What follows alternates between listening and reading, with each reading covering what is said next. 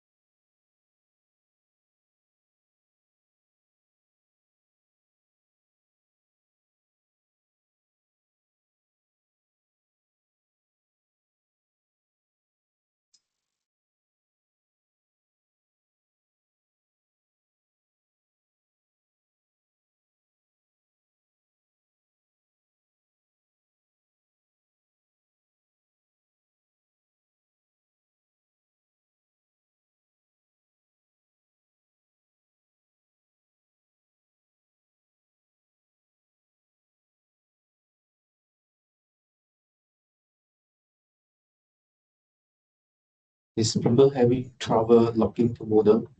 Now, login. First, I have trouble logging in. Wanted to show you something.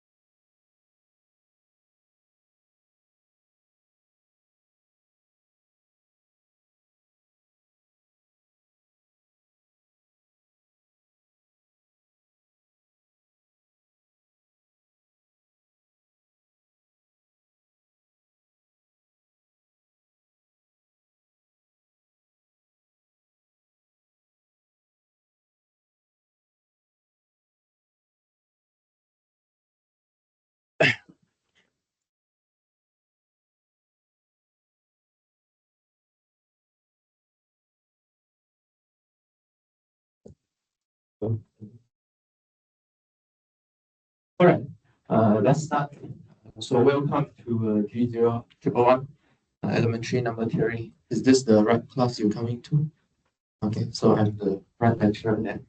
Okay, so I will be teaching elementary number theory this semester. So who am I?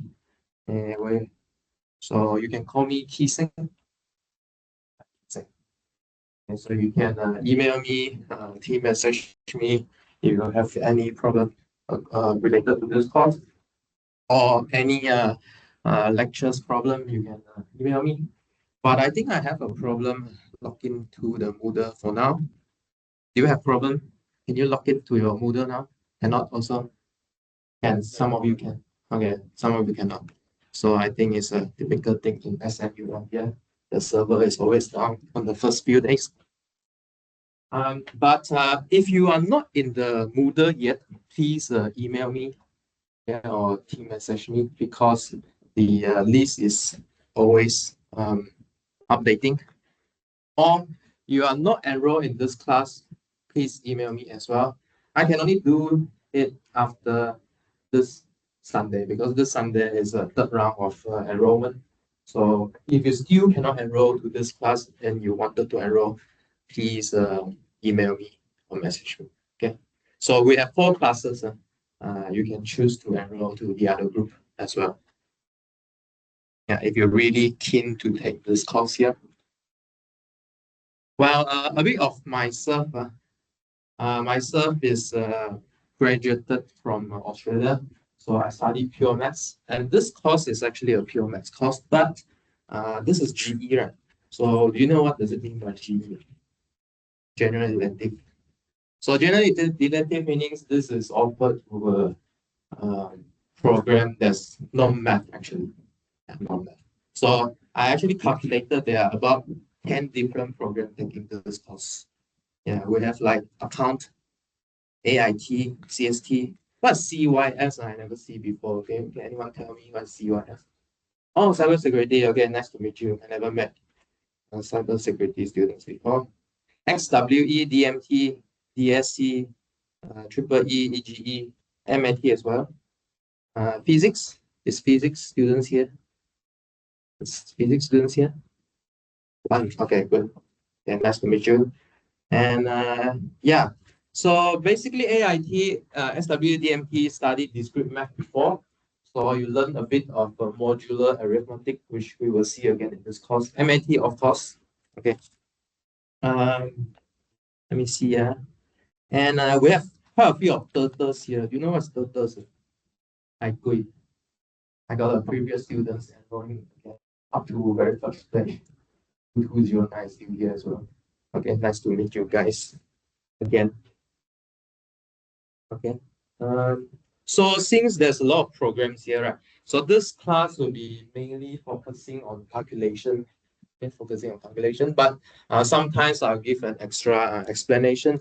In the notes, you will see some of the proof, but those proof are not important this class, okay? But the proof is to convince you that what you're going to calculate is making sense. You don't need to study those proof, but you can have a read, okay? Some proof will help you to understand the calculation. But some proof are quite technical, which you can abandon it.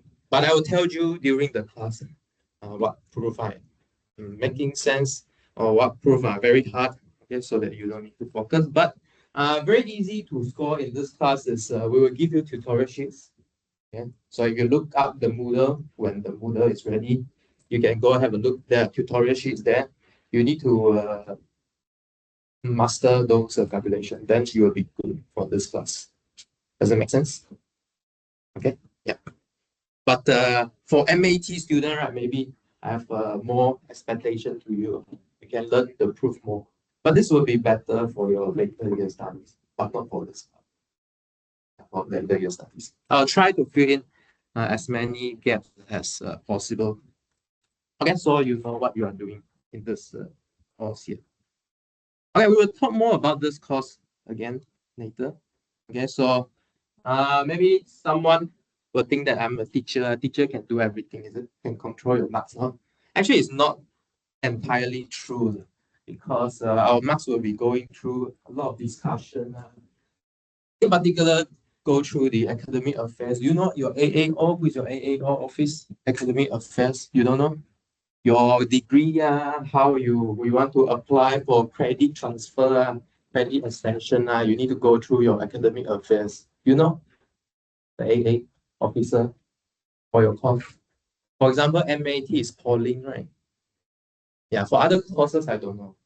There's a admin person that always contact you for your studies, so not lecturers. Okay, so they are in charge as well. Okay, so I'm just here to sharing something interesting. So make sure if you have any question, feel free to ask in the class, or even after class, you can ask in the Moodle. Okay, I create a forum in the Moodle. Unfortunately, I cannot open Moodle now. I'm gonna show you. Oh, I think it's online now. Let me see. Yeah, so there's a forum there. Actually, there are two forums I put on there. One is student forum. The other is you can address question to me, okay, directly. Yeah, I will answer it. For student forum, I encourage you to discuss among yourself. Okay. Typically, in a short SEM, a student will do this. Will discuss in student forum. Very interesting. It's even better than the long SEM students because I think those who want to take this course is genuinely interested in this course. Yeah, so they will put more effort to it. Although they are not a professional mathematics speaker, but that's fine. Okay, yeah, I think I managed to get into my Moodle now. Okay, so if you haven't get into this page, please contact me. If you haven't enrolled, also contact me. So I put some textbook and suggested readings here. Okay, so we will mainly follow Rosen. Okay, so I put this Rosen here. And you can just click this link and then you'll get this book immediately. And I also put a previous version of Rosen. There's a solution manual to it. So there's a lot of exercise you want to try. Okay, you try on your own. And there's other books, very nice book by Burton, Stein, and Jones. Okay, you can study them. At the same time, doing reference here. So you can post your question in the student forums here, discuss among yourself, or you can directly direct to me, and I will answer either online or on the lecture in the lecture. And I'll make announcement here if there's any, okay, maybe class changes or any assessment announcement. Okay, so this is the book we are using. Yeah, and all right. So first thing first is course info. So in every class, you should know how the assessment get splitted. Okay, how we're gonna assess you, how to score marks in this class, right? You are very interested. I'm also interested. Okay. Right, let's see. We can't get it here. I think I have a version. Right. Okay, if you can get into the Moodle, you can click into it. Okay. So this course have credit value 3, so meaning every class you have 3 hours. Actually, this is per week, but we are short sem, so divide by 3. So in 5 weeks here, in every week we have to do 9 hours, 3 times 3. Okay, so Monday 10 to 1, Wednesday 3 to 6, and then Thursday 9 to 12. Let's see, I can find this. All right, so in this class, right, we don't really have lectures splitted, tutorials. So we'll do it along with lectures. So I will tell you some concept, teach you some examples, and then we do another example together. Okay, make sense? Yeah. So please spend your lecture time wisely here. Yeah, so that you don't need to spend too many time at home. So please do it here, do together. And I have office hour Wednesday, 9 to 1 p.m. But for appointment, so if you want to come, you can message me beforehand. Otherwise, I won't be there. Another thing is if you want to do maths or you want to discuss maths, our student council also, MAT student council in particular, have a student study group, MAT study group. When was it? A4105. So Monday, Wednesday, Friday, Saturday, Sunday. What time is it? 6 p.m. to 11 p.m. Okay, so if you want to find people to discuss maths, you can go to maths study group. Yeah, you can follow their IG. Yeah, they will announce them. All right. So actually, we have 7 topics in this class. Actually, it's quite intense. Okay. So basically, we'll spend around 2 days there on one topics around. Okay, depends on how we go. And the assessment for this class is assignments and final exam. Okay, so assignment meaning you can take home and do it. Okay, very easy, huh? You can find resources, whatever. Nowadays, you use generative AI, right? ChatGPT, what Gemini, DeepSeek, whatever. You can use, but make sure that write in your own word. Okay, you understand it, write in your own word. Okay, don't just simply copy. Okay, if you just copy, it's very easy to find mistake. Let me tell you. Okay, I have cases like, okay, 2 of you, why do you write the same wrong answer? No, we don't copy to each other, teacher. We copy from ChatGPT. Same source. Okay. So plagiarism, we will deduct marks. Okay, we will deduct marks. In particular, 0 marks. Okay, for that question.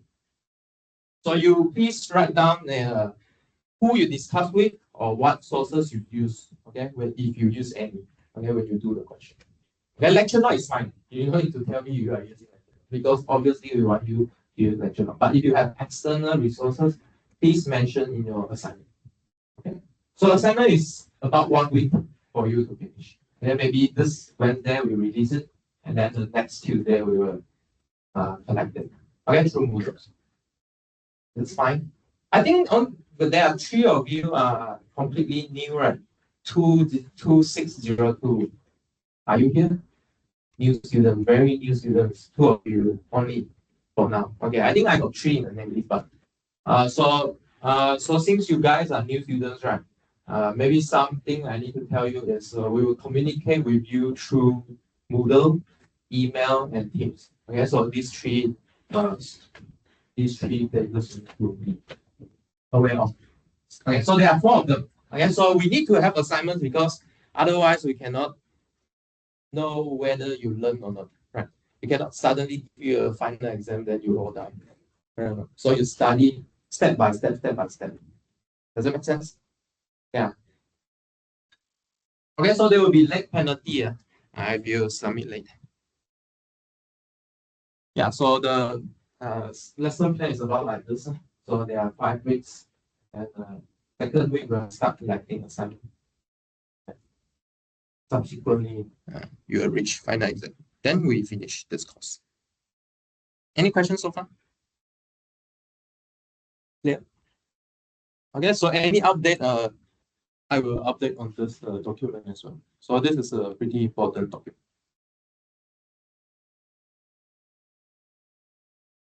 Do I need to tell you any more on this Moodle thing? Okay, let me tell you a bit more on this Moodle thing. So I have put out all the preview lecture notes here. Yeah, so we will design our course based on this lecture note and then textbook. Okay, so you can do your pre-read ahead, okay, before coming to class, so that you have an idea what I'm going to talk about. Okay, you don't need to understand everything yet. Okay, so please bring your question here. This is more important. Okay, you need to bring question to this class. And tutorial, yeah. So this tutorial don't have answer, unfortunately.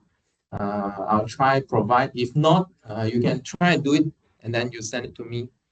I can check for you, and I can show you answer to your friends if it's good. So try spend some effort doing them. It will help you to understand the course. Yeah, basically this is it at the moment. Okay, we haven't released any assignment. Okay. Yeah. So before we start, maybe let's talk about maths in general. So maths is always hard, my student. But then throughout this process, right, you will see that maths actually is very beautiful. Okay. When things make sense, it's like Lego. Do you know Lego? Did you play Lego before? So before you build out the product, right, it's like rubbish. Pieces. Right, pieces, there's no shape. But once you put all the pieces together, there's a shape. Like you can build For example, a ship, right? A tower, a flower even.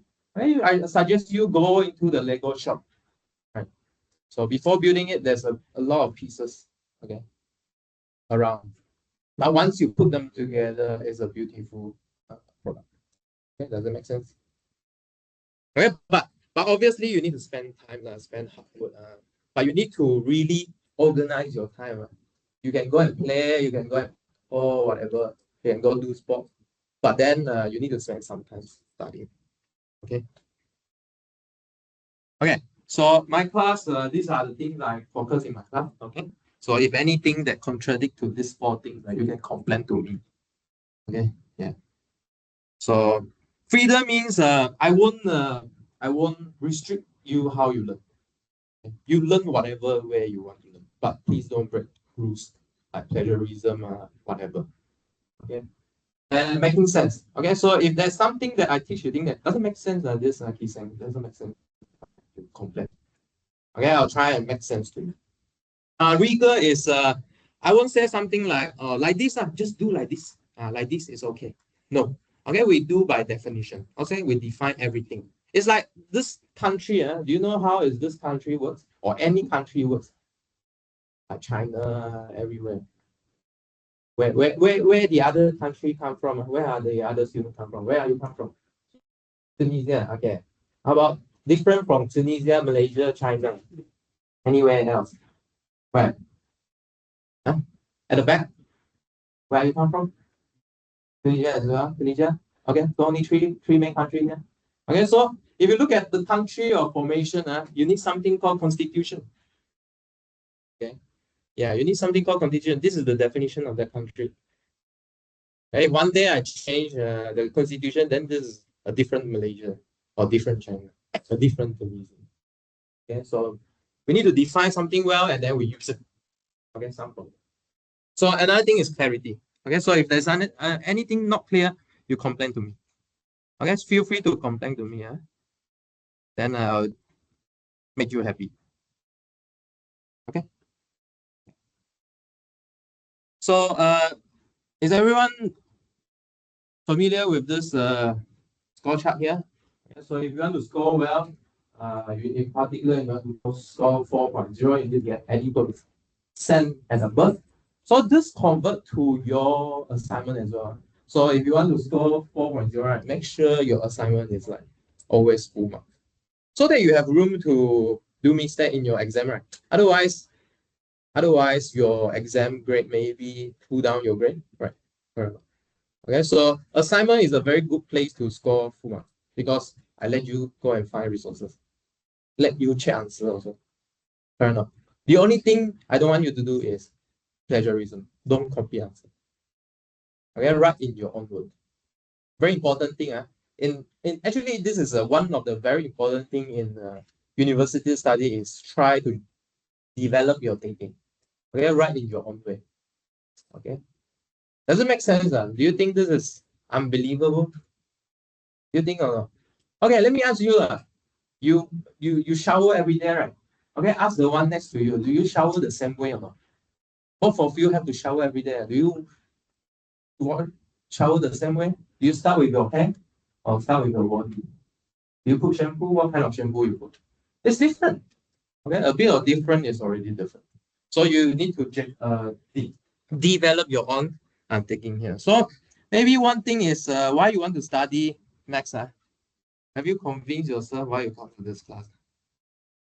Every time a student asks me why I want to study your course, your course is so pure,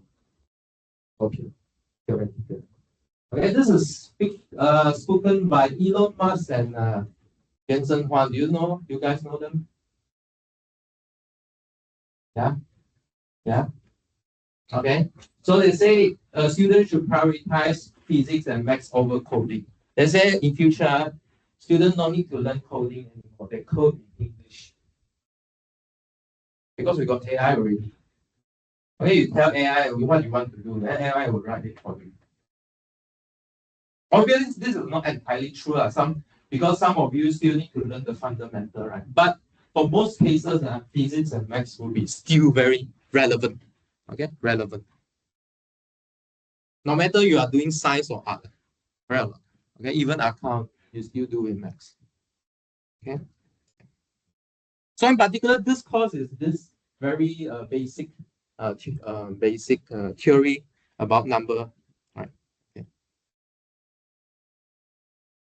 Okay, so I mentioned this already. Yeah. So in this course, maybe sometimes I'll go a bit further, but rest assured that computation really matters here. So if I present any proof, right, I'll make sure that it's always short, intuitive, and easy to understand. Okay, when you go back and read it again, you will sort of get the idea what's going on. Let's see. Okay, so what time do we have? Okay, still got a long time. So why is this course elementary number theory? Why not just number theory? So there's a few of number theory actually. So we have, in particular, we have algebraic number theory, analytic number theory, and some more important thing is about geometry. And inside number, there's a geometry. For example, 3. Can you relate any geometry to the number 3 or not? 3. Any geometry you can relate to 3? Any shape that makes you feel 3? Sorry? Yeah, triangle. Okay, yeah. Good, very good. Yeah. So algebraic number theory, yeah. So yeah. Okay. So cool. So what's the important question in number theory? So maybe the first question is how to determine an integer is a prime. You know what a prime number is? So there's a number that's only divisible by 1 and itself. For example, what? Number 11, good. Even smaller, 3, 2, 5, 7. How about 4? No, why? Because 4 can be divisible by another smaller integer, which is 2. And so this is not prime. So we want to decide what is prime. So I mean, smaller number is easier to check, right? But how about a long digit number? How do you determine this whether it's prime? Okay, so that is a very important question. Maybe you ask again. Why determining prime is important? Later I'll mention. Okay, something to do with mythology. Okay, another thing is if it is not prime, then how do you write it in terms of product of primes? Okay. So this is a fundamental theorem of algebra. And when an equation has an integer solution. Okay, so I mean like x squared minus 1 have integer solution or not? X squared minus 1 equals 0. Yes, right. You can put 1 or minus 1. Okay, but how about the rest? When does the equation have an integer solution? Okay. Yeah. Okay, so maybe we need to start with talking about what's integer, prime, these things, right? Okay, before we start. But then maybe give you some more idea is in this course there's another part, not just dealing with number, but this is the basic language of our mathematics is logic. Okay, logic is very important. But how do you understand logic? So logic is like I give you 2 points. Okay, I give you 2 points. Maybe let me draw. So I give you 2 points here. Okay, you can think of logic is a line between these 2 points. Connect. Or you can understand it as a causal and effect. When you know what's causal and effect, in Chinese it's like input. If and then. Okay, if this happens, then what will happen? So why is it happening? I mean, in Buddhism, right, you talk about this causal and effect law. Okay, but why? Why if this happened, then this must happen? This is what's settled by mathematicians. We call proof. So this is logic. Okay, we fill in that line, that logic line here. Okay, I tell you why. This to this to this, why? Okay. And then so maybe another challenging part of this course is about language, which I mentioned just now, logic. So to build this language, we need to have a few terminology. But rest assured that there's only really 4 concepts you need to know in this class. Addition, subtraction, multiplication, division. Do you guys know well? This is primary school stuff, right? But we will use a lot of different language to like package it.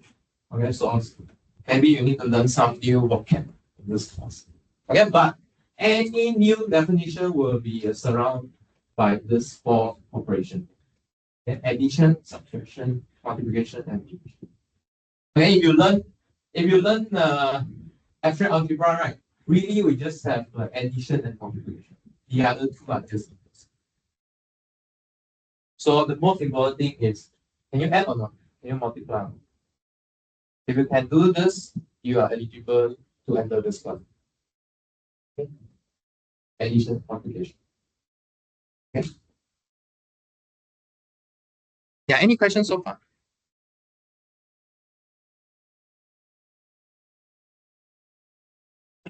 Okay. If not, maybe we should start a little bit. So now it's 10:30. Okay, let's start a bit first, and then we will take a break at 1 hour mark. Okay, so maybe I do a little bit on just show set. Okay, I try not to throw a lot of jargon into this class, but I want you to have some mathematical concept in your mind here. Okay, so I want to talk about set first. So anyone heard about set before? Set. Okay. So basically, set is a collection of elements. So for example, this classroom is a set because we have a set of students. Okay, it's a set. Okay, so what kind of set I want to talk about here? So there's some very natural set we're gonna use in this class. First thing first is the natural number. Okay. So what numbers are natural? What do you think? Maybe since baby, what number you learn? Maybe you learn to count first. Okay, 0, 1, 2, 3, 4, 5. Okay, so these are the natural numbers. Okay, so these numbers are natural. Second numbers you need to learn is integers. Okay, so these are set, by the way. Maybe can I have a show of hand? How many of you learned discrete math before? Discrete math.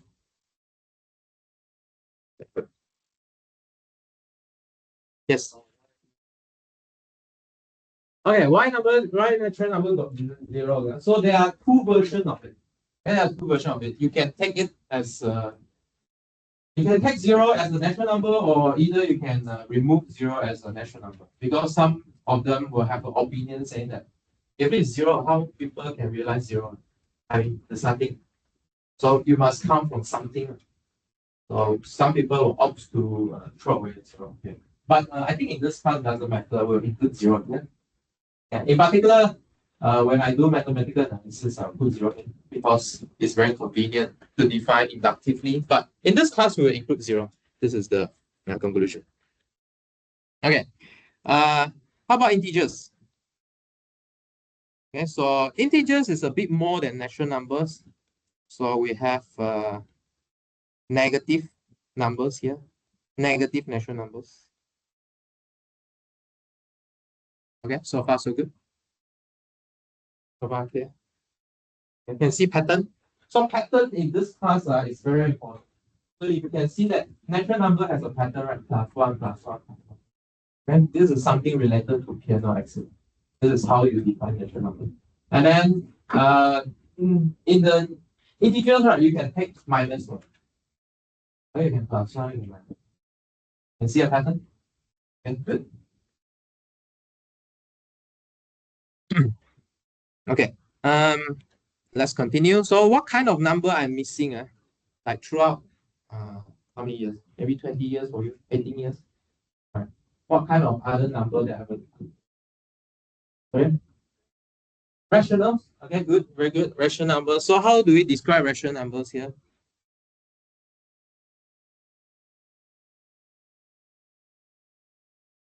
Okay, so how do we describe the rational numbers here? So these are the fractions, right? Okay, the ratio. So P over Q such that we can push P in Z and then Q in N. Okay, so this notation here will mean is an element of, or maybe I make it more apparent that this sign here is really E. Where is an element of this set here? So you might wonder why I pick one from Z, one from N. Right, cannot be zero, right? So let me remove zero here.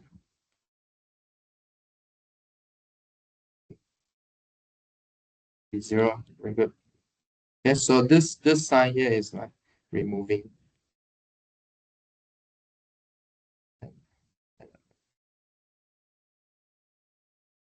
That's it. Okay, so another thing I want to comment here is why are we taking the numerator from Z? Because you allow something like -3/2, right? Did you have your teacher telling you that you can write -3/2 like this? Okay, so we are pushing the minus sign to the numerator.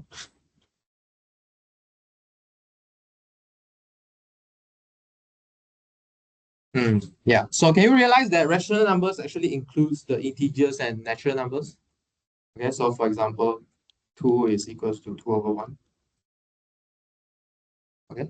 So rational number actually includes everything before it. Make sense? No need to worry about copying notes in my class because I'll release the note later on. Okay. So what I want you to do in this class is listen attentively, understand what I say. If you don't understand, ask on the spot. Okay. I'll release the notes afterward. Right. Any more numbers that I'm missing? Yes. Irrational numbers. Good. Very good. So, but then I will put them together. I'll choose to put them together. So these are the real numbers. Okay, so what are the irrational numbers? Can you give some examples? Huh? Pi, good, very good. So let me include pi here. So where is pi? Pi maybe it's behind 3.14 something, 1418. Any more irrational numbers? Good. Square root 2. Where is square root 2? 1 point something. 1.414. Okay. Any more? E, yeah. Okay, good. Where is E? Between 2 and 3. Okay, good. 2.17. 2.71. Any more?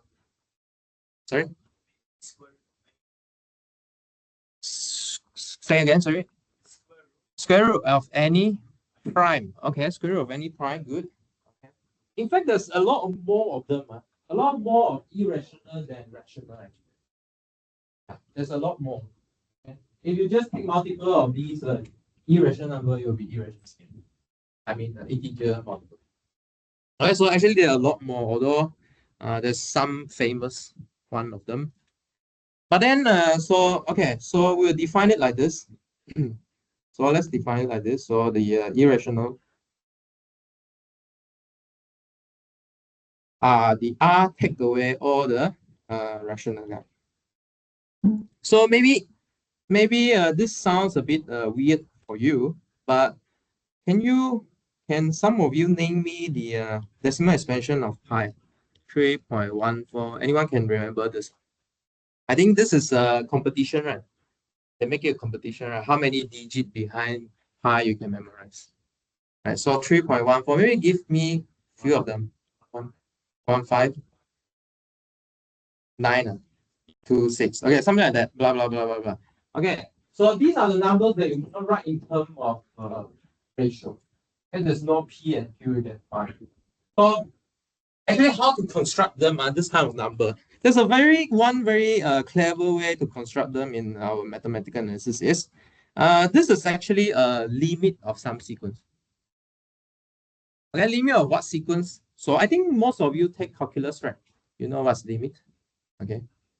So what kind of limit you can consider here? You can consider 3.1, 3.14, 3.141, 3.1415, and then can you see the pattern? So you just add one decimal digit at once. So you get closer to this part. So this is the limit of some rational number. These rational numbers, these are rational numbers, right? Perfectly well rational numbers, right? For example, this is like 3 and 1 over 10, which is 31 over 10. Right? And then this is 341 over 100. Okay. So in technical term, this is the limit of some convergent sequence or Cauchy sequence. So this sequence will converge to this irrational.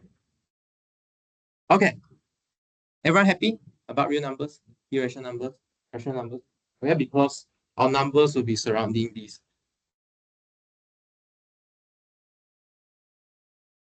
Okay, for now. Question? Yes? Oh, algebraic number. Yeah, sure. Later we'll move to those numbers. Okay, so before going to that, right, so I speak a bit of set, and there's some logic stuff. If you want to really fully understand this course, right, I also put out the notes here. But you don't need to read them until you want to use them, because it's not necessary for now.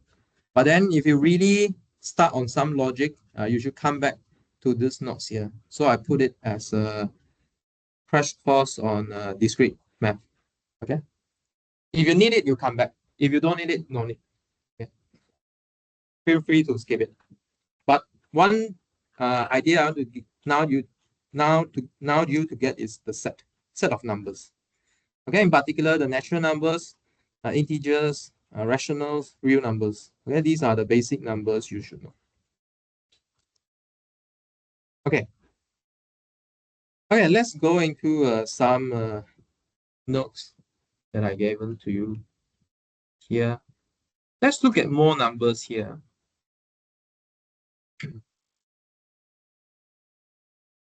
Okay. So the next number that your friend mentioned, right, Isaac, right, is algebraic numbers here. So what are the algebraic numbers? So in mathematics, the terminology is very suggestive. Okay, so meaning there's a reason why we give that name. Okay, so we need to understand what this algebraic means. Okay. So what does this algebraic means? So it means that if a number is an algebraic number, if there is a polynomial that looks like this. Okay, so what's this polynomial? So Cn times x to the n plus Cn minus 1 times x to the n minus 1 plus blah blah blah up to C1x plus C0. Okay, so what are these Cn here? I think they're missing.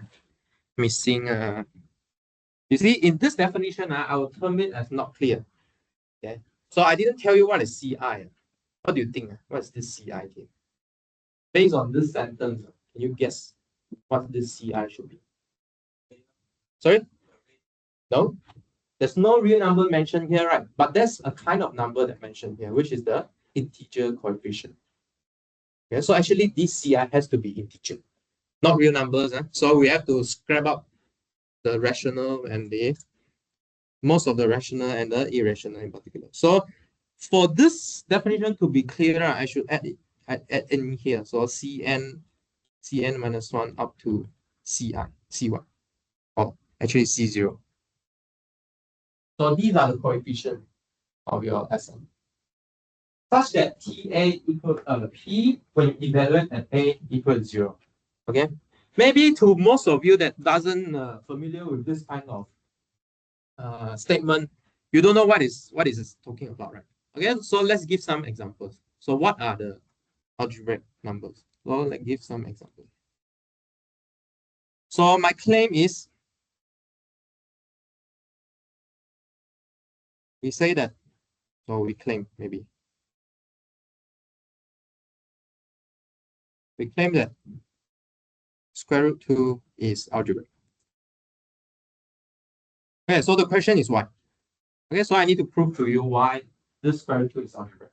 So to show that this square root 2 is algebraic, I want to show that there is a polynomial. I need to find a polynomial. Then what does this polynomial do? If I substitute x equal to square root a, I will get square root 2, I will get 0. Can you think of a polynomial that when you substitute square root 2, that polynomial will evaluate to 0? Yes. X square minus 2. X square minus 2. Okay, let's try. Okay, so consider Px equals to x square minus 2. Okay. So is this polynomial in this form or not? Cn times xn. In particular, here is C2 times x2, right? So what is C2 here? 1. Okay, 1 is a perfectly good integer, right? Okay, so this is equals to 1 times x2. But how about minus 2 here? This minus 2 will serve as the C0. Okay, why is this C0 here? Actually, this here 0 is time is multiplied by x to the 0, right? But x to the 0 is 1. Okay, can everyone see it? Okay, yeah. So where maybe C2 is 1, sorry, C2, yeah. C2 is 1, and then C0 is 2. Maybe you can ask, how about C1? How about C3? All of them have to be 0 to make it vanish. And so up to any Cn, so it's 0. Okay, does it make sense?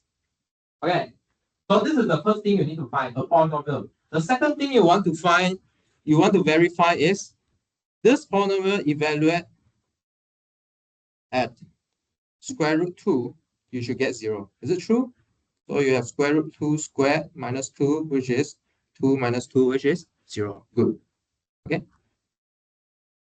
Makes sense. Okay. Question? Any question? Okay, maybe you will ask the question, how do I come up, how on earth I can come up with this polynomial? Okay, so you need to know what kind of operation you can do here. Okay, you can only take power n, and then you can add or subtract with integer. That's it. Okay? So actually, algebraic number is quite restrictive. Okay? So most of them could be just radical. So square root, n root, one, or the combination of the depend. Does it make sense? And not every number is algebraic, but it's a bit hard to prove sometimes. But there is a number that's not algebraic. So in particular, these are called the transcendental numbers here. Okay, so these are the real number that is not.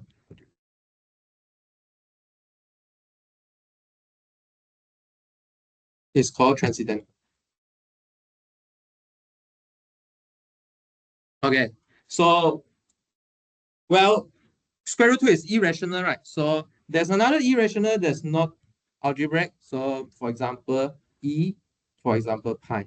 Okay, these are transcendental. But all of them are irrational. So we kind of split irrational numbers into algebraic, non-algebraic. But then I cannot prove it for you. Okay, if you want to prove it, please come to MA.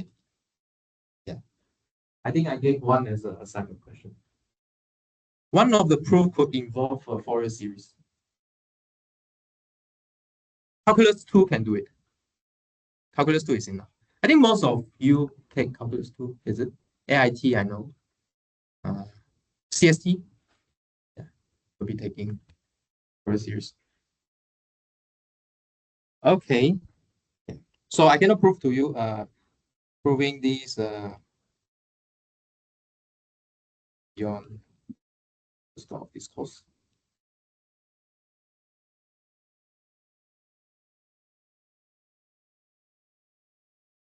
Okay. Right. Okay. Next thing about integer is positive integers. So these are z plus. Okay.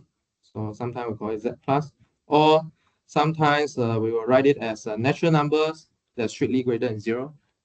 Okay. So basically these are 1, 2, 3, 4, 5, like that. Okay. If we include 0, it will be something called non-negative. Non-negative. Okay, we won't say 0 is a positive integer. It's neutral. Okay, but it's not negative either, so it's non-negative. Okay, but positive number integer is what we always use in this class here. Okay, so far okay or not? Any question so far? Is it too fast? Okay, you can slow me down by asking me questions, disturb me. And make sure you disturb me. Okay. See. Okay. The next thing is about a well-ordering principle. Okay, so what does a well-ordering principle means? Well is good, right? Order is like you can arrange stuff. But what does it mean by good arranging? So every non-empty subset of positive integer has a smallest element. Okay, this is a very important fact here. Does it make sense to you if I give you a bunch of positive integer, there's a smallest one inside there?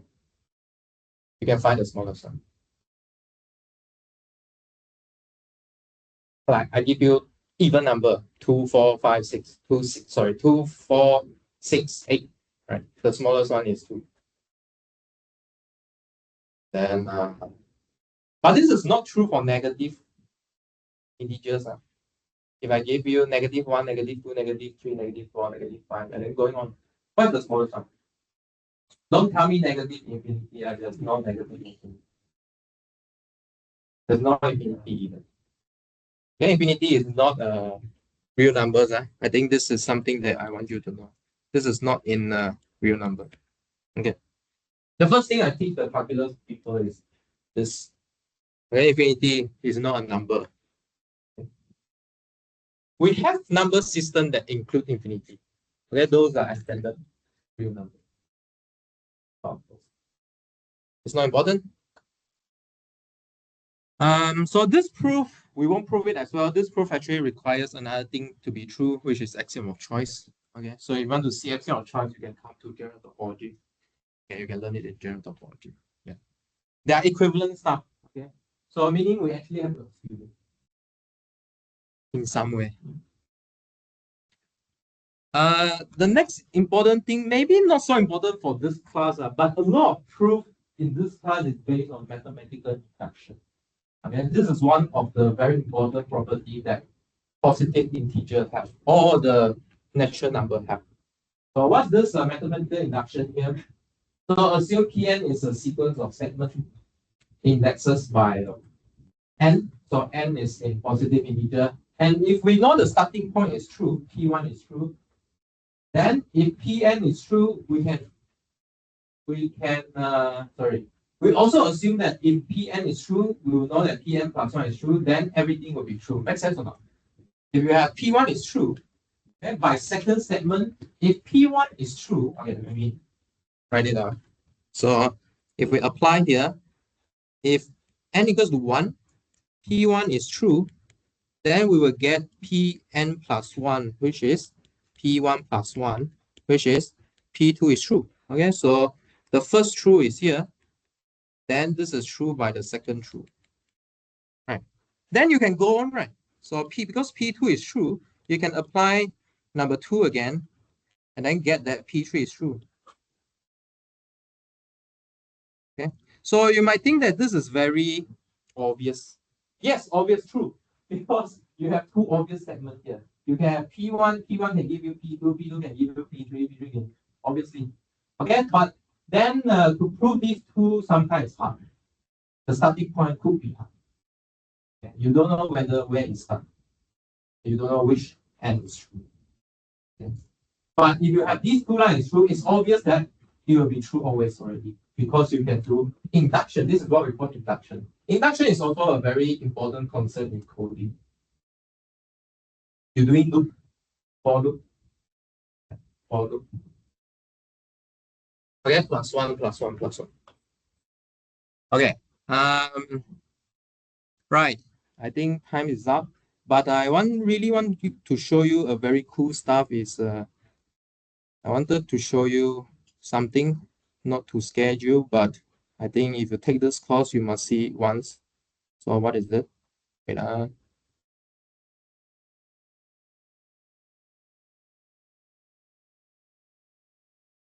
okay, so maybe we'll take a break after this. So after coming back from break, I want to show you some very cool stuff is we want to show you that square root 2 is irrational. Okay, using well ordering principle. Okay, not the usual division. Is it what you learn in division? How do you show square root 2 is irrational?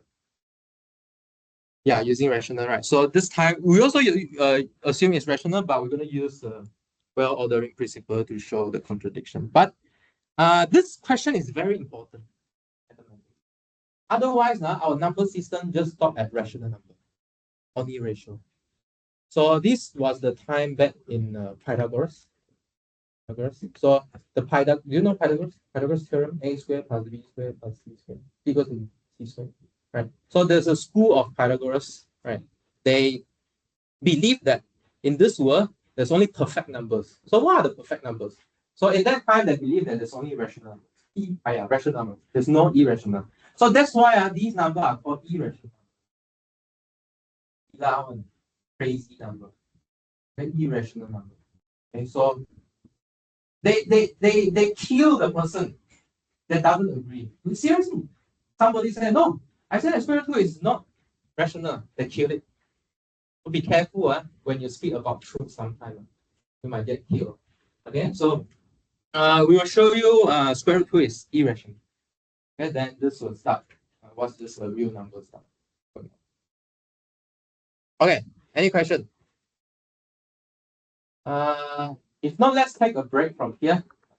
Let's take a break. Let's take a 10-minute break. We'll come back at 11:05.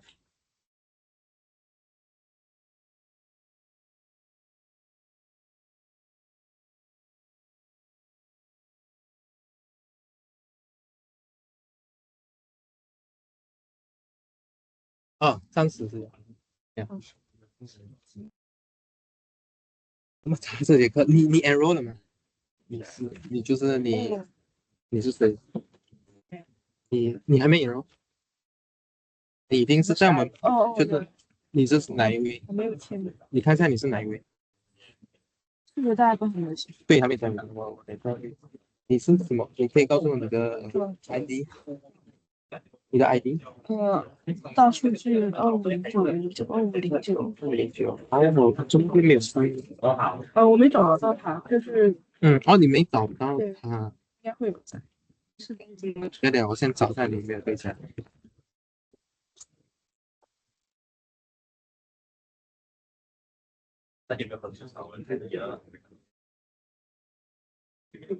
好像有，不然你找一下你名字先。Hey, so you managed to enroll yet? No. Not yet. Okay. Because we can only do it after Sunday. Sunday? Yes, because there's a third round of enrollment here. So in between, if there's someone leaving, you still can enroll. If not, then we might need to do it manually. Yeah. Okay, but you can come to class first. Yeah. I took your class last year. I know. I think I remember you. Yeah, I remember. Yes. Yes. Your friend as well? Or? Yeah, I say same issue. Oh, same issue. Yeah. Did you email me as well? I emailed you. You emailed me as well? Yeah. What's your name? Oh, you will. Okay. I can show you. Sure. Well, I mean, we need to wait until the third round finish. Oh, it's in elementary number here, but group 4. Oh. I want to group my favorite. Already. But okay. But if you, I think I would advise you to keep staying there because we are in the same. Actually, we are in the same setting. But if you want to like jump across lecture, it's not advisable. But yeah. But I suggest you stay there. Yeah, so that can give more reach to others. Yeah, since you already secure a spot here. Okay. Next sense. Yes. Yeah. Okay. But both of you are in group 4 already. Yeah. Oh, okay. Good. Then good. Sure. Good. Yeah. Good. Okay, good. Okay, 我找一下259。这个老师，然后一天不是我们搞的，我上次找的是别人给我什么评审的意思，应该是那个义务吧？义务呢？也少啊，也所以也有排看的，很多排看。6509009。哦，可能你的那个ID 是不是你是刚刚注册？是对，注册你的学生，你是不是刚刚进来报道？你我刚报道吗？没有，我已经上了有3个月。哦哦，会不会是你刚刚换名，刚刚进来这个课程？你是昨天，就是因为这个名单会一直换，哦，看你们什么时候 enroll 进来，是报名。我应该是第一轮进。哦，你是第一轮进来，那么奇怪的，miss 掉你059。我是大数据哦，sorry，CSC。，S 是吗？不是 SCD， SC 不对 DSC ，DSC 啊，OK DSC OK，sorry，不好意思 CST 这个有啊，怎么找啊？哎，这是你吗？怎么他是 ACC 呢？啊？不是你，怎么这么奇怪？啊，对，我真的没有在里面。是哦，为什么？你以前有进过穆德吗？有啊。对。你是2509，在202606。哎，这么奇怪，对啊，情况对，这个情况。这里没有，哎，有啊，在里面了，在里面了。那为什么会没有？我刚刚搜索，然后就显示出 error。这么奇怪？那是我不有可能，你要不要再重新 login 就是过？这样子一下就能搜出。就你出去再进来。啊，对找到了。OK，好。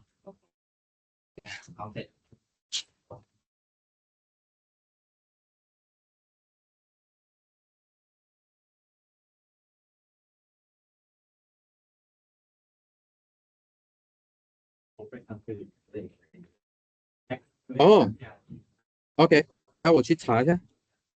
可以，我查一下。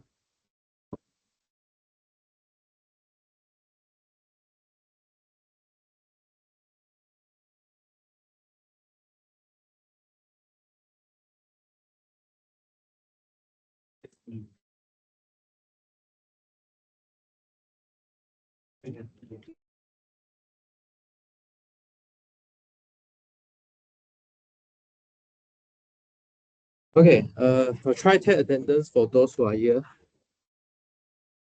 托书月，OK，施杰生，施杰生，OK，方家豪，李承轩，李承轩，李承轩，周红婷，朱祥泽，任波，OK，陈意航，韩希怡，OK，姓怡，西莹啊，你的名字怎么念？新啊，新莹，OK，刘真贤，听通润，叶伟通，陈子涵，王金珍，空衣架，陈志，陈陈子，OK，good，福崇瑞，陈思曼，OK，嘉诚，I think I saw it，李冰珍，那个，冰珍，那个，林浩云，OK，nice to meet you，彭欣怡，哎，你是新怡啊？你是彭，啊？OK，刚才那个是汉， So it's okay, it's okay. 我就觉得很奇怪，没有心仪。浩然 is not here. 浩然。天文气 ，OK。张小柔、张泽瑞、张泽瑞、陈凯莹、，Tiffany Yet、Ray B，OK。Gregory Gregory Yasin， Yearly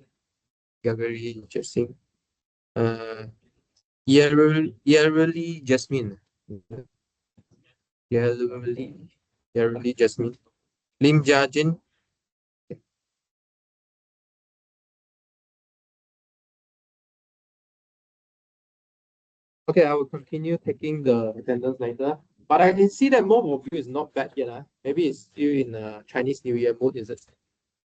Chinese New Year mood. Is it still in Chinese New Year mood? No. Okay. Ready for study. Good. I'm not ready for teaching yet. No, kidding.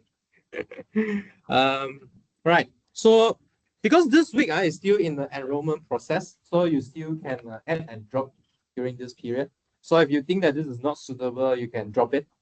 Yeah, it's okay. Okay, you can drop it. There's a lot of people want to enroll also. So it's a very natural process. So feel free to drop if you think that this is not suitable. But if you are very keen to enroll to this course, right, there are 4 groups. Okay. If there's any vacancy, I advise you to just go into them. Okay. Actually, 4 of us share the same course. Okay. So we manage the same. I'll put my lectures on YouTube as well, so you can do your revision after the lectures. Okay, so if you don't understand or you want to revise, I'll put a recording on. Okay, so you can play it again. Okay, so let's start. Okay, so for those who haven't taken your attendance, right, I'll call out your name again in the next break. In April, we're going to use QR code. How it works, I also don't know, but we will see. Okay, so in this statement here, I want to show you why square root 2 is irrational. Okay, I hope it's not tested. Okay, so you just feel free and just listen for now. Okay, so let's prove to you why square root 2 is irrational. I think a university student should know this. Okay, so we'll use a very standard way of arguing. To show that something is true, right? You can show it directly, or you can assume otherwise, and then get some contradiction. You know what's contradiction? What is it? Something so. Yeah. So you get true and false together, happens together, then you must be false. Okay, so for example, you said that today it's raining. You argue that it's not raining. Why can rain and not rain one? So it's raining or not? Contradiction. Okay, so you cannot have true and false together. Okay, there will be a contradiction. Okay, so now suppose that square root 2 rational. Okay, suppose for the sake of contradiction, for the sake.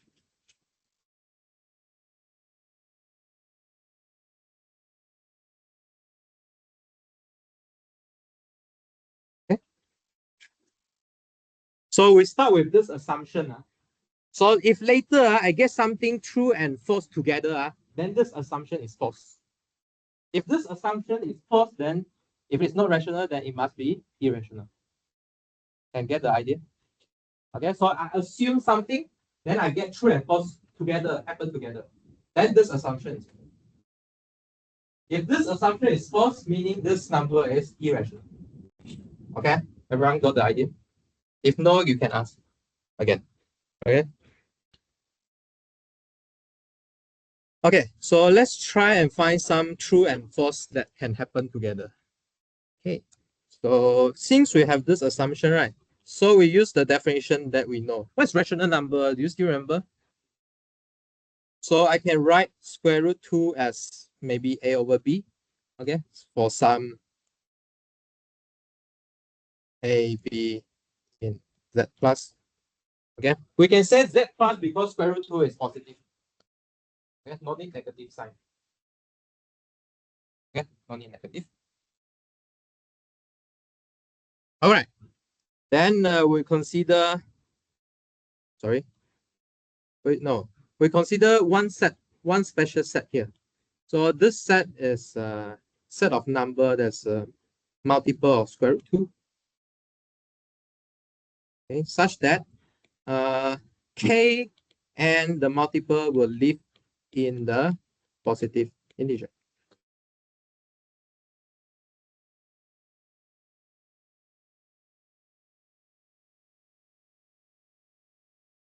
Does this make sense? Because I can multiply b on both sides, and then a is in positive integer, then b times square root 2 is some positive integer. So could be happening. Could be, yeah. Could be. I didn't say it must happen. I said could be, yeah. In reality, it doesn't happen, but if you assume that square root 2 can be written as a over b, then you can prove that this set is non-empty. Okay, this is non-empty. Okay, non-empty meaning non-empty. Yeah, this is not an empty set. Okay, there's something inside there. What's the thing inside there? What do you think? I think I already mentioned it to you. In particular, okay, in particular, this is not non-empty. In particular, what is in there? A is in there because I can write A equals to B times square root 2. Okay. In particular, this number A is in there because I can multiply B on both sides here. Okay. Then A is in Z plus. Everyone okay with this notation? Just now I told you this is a E, an element of. Okay, so therefore, sorry, square. You want it to square. We are not squaring it yet, maybe never. Therefore, we'll use the well-ordered principle. You still remember what the well-ordering principle says? Every subset, every non-empty subset of positive integer has a smallest element. Okay, so this set here, everything is positive integer. Okay, so there's a smallest number there. Okay, so let's call that smaller number, let's say, let's call it S maybe. Say x equals to t times square root 2. Okay. Maybe you might ask, why not AB? Why not AB? Maybe the smallest one could be different from this AB. So we call it a different name. Could be different. Could be the same, could be different. So we call it a different name. Okay. There's the smallest one. I don't know what is it. There is one. Okay. So what's the next thing we can do? So consider x times square root 2 minus x here. Okay. So let's consider this. Okay, what could this be? So we know that s is t times square root 2, right? Okay, then this would be t times square root 2 times square root 2 minus s, which is what? 2t minus s. Okay. But what is t? What is s? Okay, so these t and s are something inside your positive integer. Okay, so this is something in the integer. Okay, so maybe you might ask why we want to look at this. Later it will be apparent why we want to look at this. Okay, also, since square root 2 is greater than 1, then what is this particular number here? X times square root 2 minus x here. So this actually shows that this number is actually positive. So far, I just do factorization.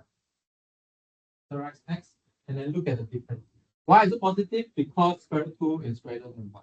So square root 2 minus 1 greater than 0. Okay, why I claim that this is a positive integer? Because I proved to you that this number is in the integer. Now I prove to you that it is actually positive. Okay. Maybe a bit counter intuitive, because you might think that, hey, isn't that square root 2 is 1.4 something? Then if you minus 1, isn't it you get 0.4? 0.4 times some integer, isn't it? Not integer. Okay, but then this is exactly based on the wrong assumption, but we'll get contradiction in different way. Okay, because if you, okay, let's say if I know that square root 2 is not integer, maybe you can stop here the contradiction. Okay, but assume that we don't know, because at the old time, there's no calculator, there's no 1.4 something. Okay, there's no calculator. So we will use the old way to prove it.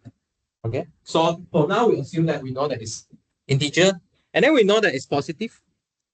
Okay, if you in the modern way you know square root 2 is 1.4 something, is not integer, then you can stop here the contradiction. But then let's use the old way.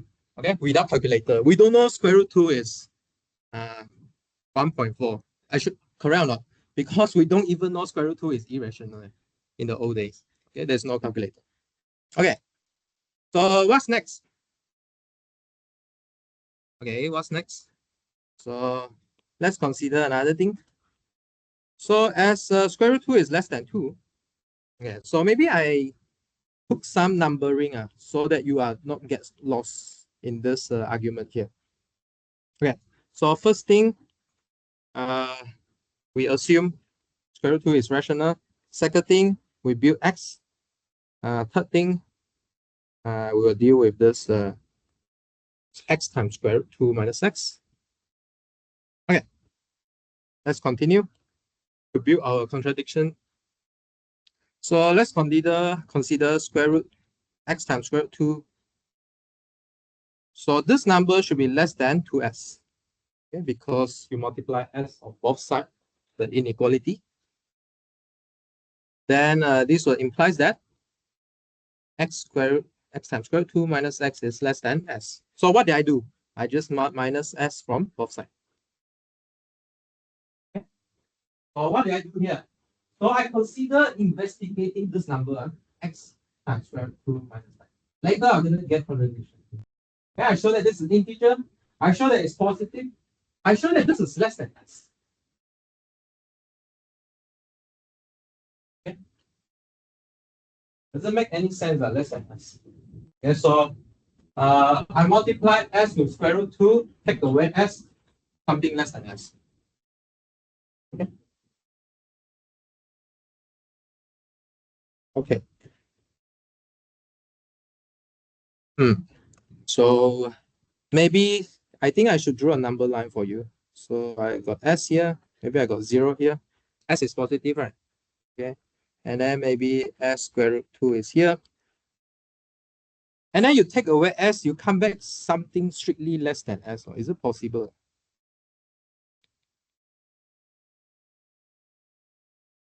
Okay. Yeah. Okay. So 2x times square root 2. Okay. So it's very convenient if you keep the number line in your mind. Okay. So let's see where do we get the contradiction here. So let's go the other way. So, but at the same time,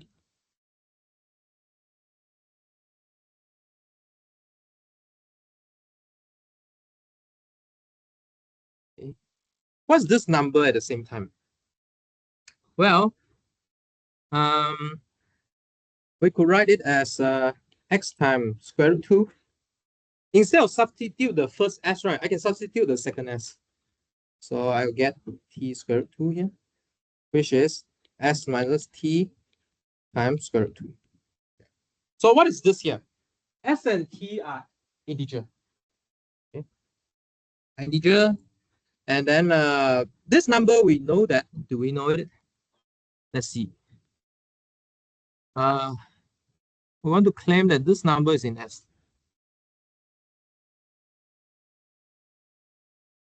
Is it true? Why is it in S? Okay. It is in S because this is the, let me think. So this is 0. Is this 0?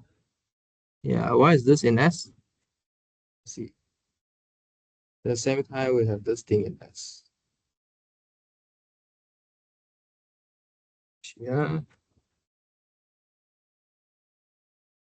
Okay, so if we know this is true, so let me write down. If this is true, okay, so before we say that this is true, can you see that why, if this is true, then there's a contradiction here? Because this is something that's less than S. Because this is something that's less than S by number 3. Okay, and 3 is the, sorry, S is the smallest element. Okay, we found something smaller. Okay, so conclusion, x square root minus x will contradict the minimality of S. Okay, so why is this true? So the question is, why is this true? Anyone can see why? Why is this true? So if this is true, this is something that's smaller than S. S is something, is the smallest element, right? So it's the smallest element here. Okay. So there's a contradiction. You found something smaller. So can you argue why this is in S, in the set S?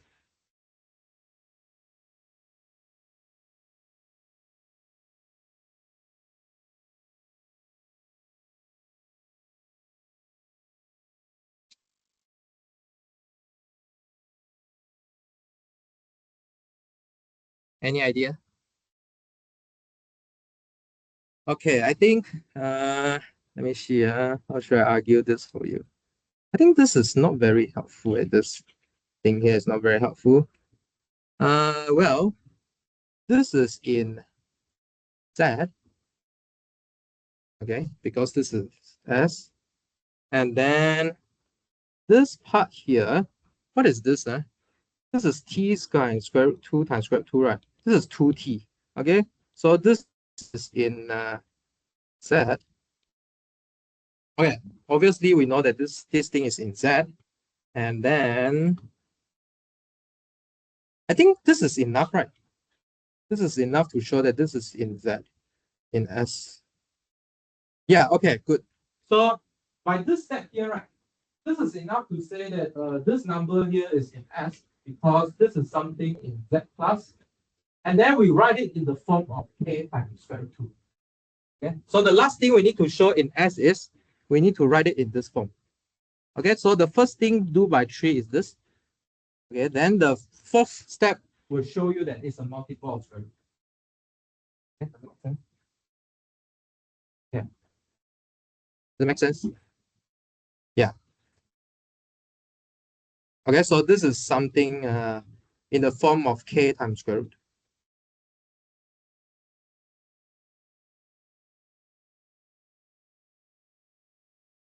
Yeah, any questions so far? Question. Okay, so the idea here is I assume that some non-empty set, there's the smallest thing, and then I try to figure out even smaller thing. So there's a contradiction. Because you said that I already have a smallest one, but I found an even smaller one. Yes, question.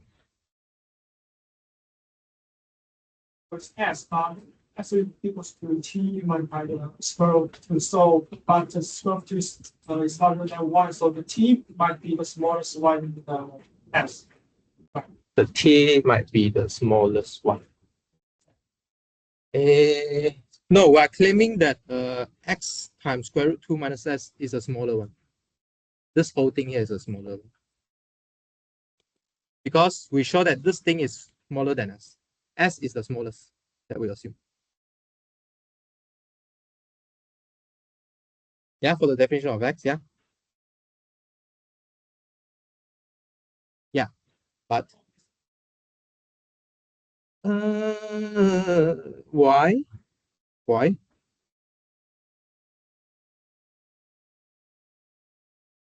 No, you need to argue if you want to prove that.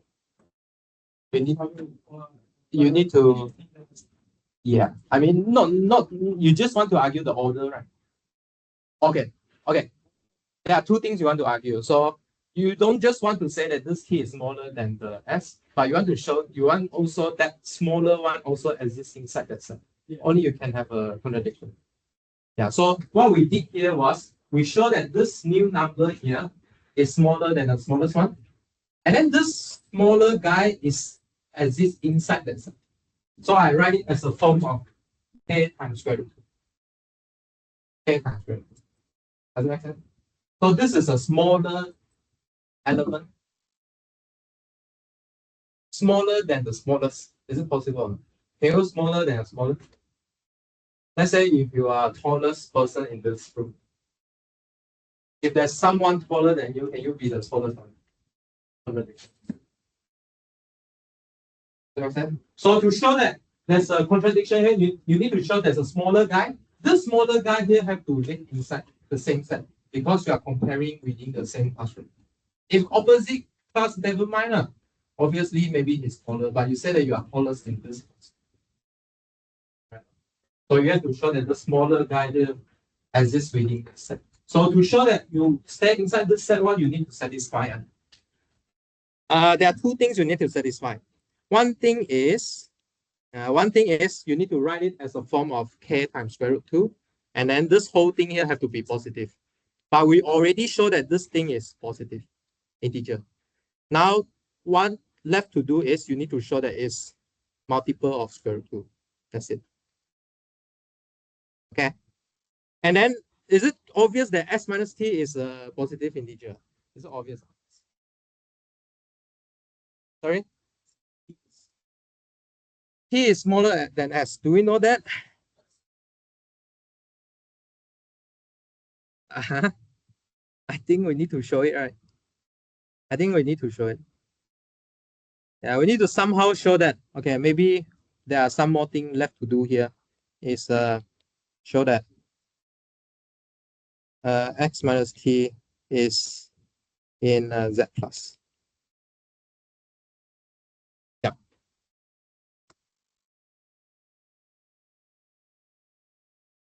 Yeah, not obvious. There's some work to do. Yeah, maybe I can write it up for you. Yeah, later. Okay, so far get the idea.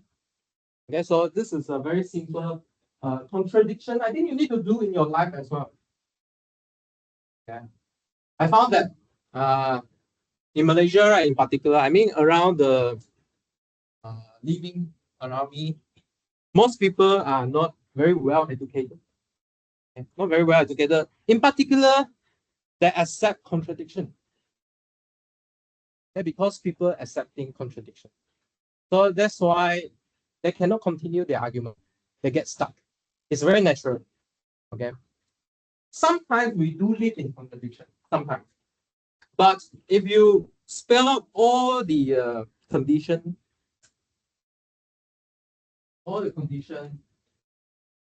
step by step or line by line, you will see that there's not actually a contradiction.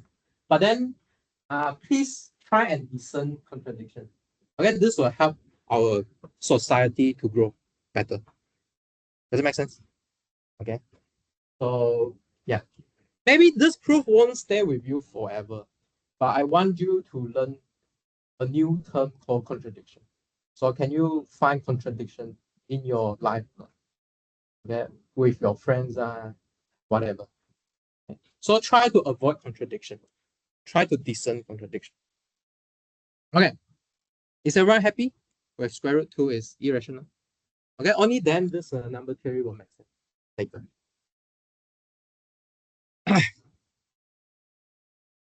Okay, so if you don't follow, forget about it. What I want you to remember is there's a contradiction. I guess to help you to prove something. It's very important skill. Okay. Next, we'll talk about divisibility. Okay. So let's talk about divisibility here. So let's start with AB with integers. Okay, B is non-zero. Then we will take this non-zero integer to divide A, or A is divisible by B. So let's highlight it. If there's an integer C such that A equals to BC. So if B divides A, we will say that B is a divisor or a factor of A, or A is a multiple of B. So let's highlight this name here. If B divides A, we'll write that B straight line A. And if B doesn't divide A, we'll write B slash the straight line A. Okay, so I'll give an example. Okay, when after we define something, right, you must have an example inside your mind.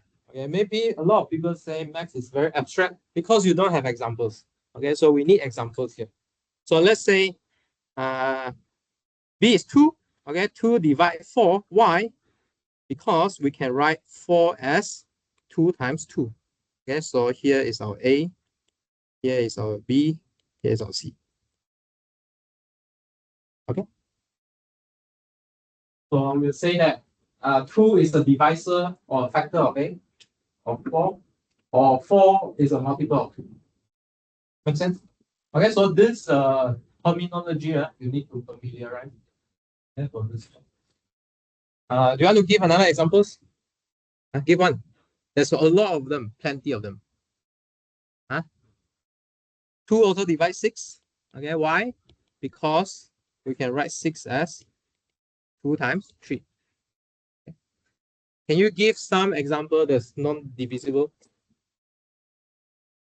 2 and 5. Okay, so 2 doesn't divide 5. Why? Because 5 equals to 2 times 2 plus 1. Okay, so later we'll bring out something called remainder. And so it's not from 0. Okay, if it's divisible, this remainder has to be 0. Okay, so here comes this theorem here. So if you have any A, B integers with B is non-zero, then there will exist some other two integers. One is Q, one is R. So the Q and R chosen here is because we will call this Q a quotient, and then we will call this R a remainder later. Okay, so here is quotient. It's remainder. Okay, so what we're gonna do is we write A as B times Q plus R. And then this R here is very special. This R here is only strictly in between 0 and B minus 1. Do you know why? What happens if this R is B? I can just push it to B plus BQ. Become B times Q plus 1. Okay. So what's left is always less than B. Okay, what's left is always less than B. Okay, so in other words, A is divisible by B if and only if this R is 0. So, well, this is a very famous division algorithm, right? To prove this. Did you learn in primary school? Like this. Okay, 2, 2, 4, 1. Okay, so 5 equals to 2 times 2 plus 1. Okay, so this is the restatement of division algorithm. Okay. Right. But this form is very useful. You see, we won't talk about division, we'll talk about this multiplication.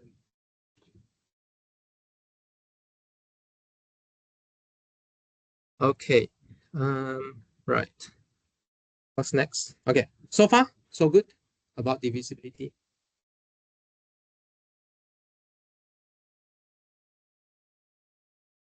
Okay. I include a proof here, but it's not very important now. You can see if you want. Maybe let's do some exercise on divisibility. Okay. Let's do some exercise. Okay. Some exercise.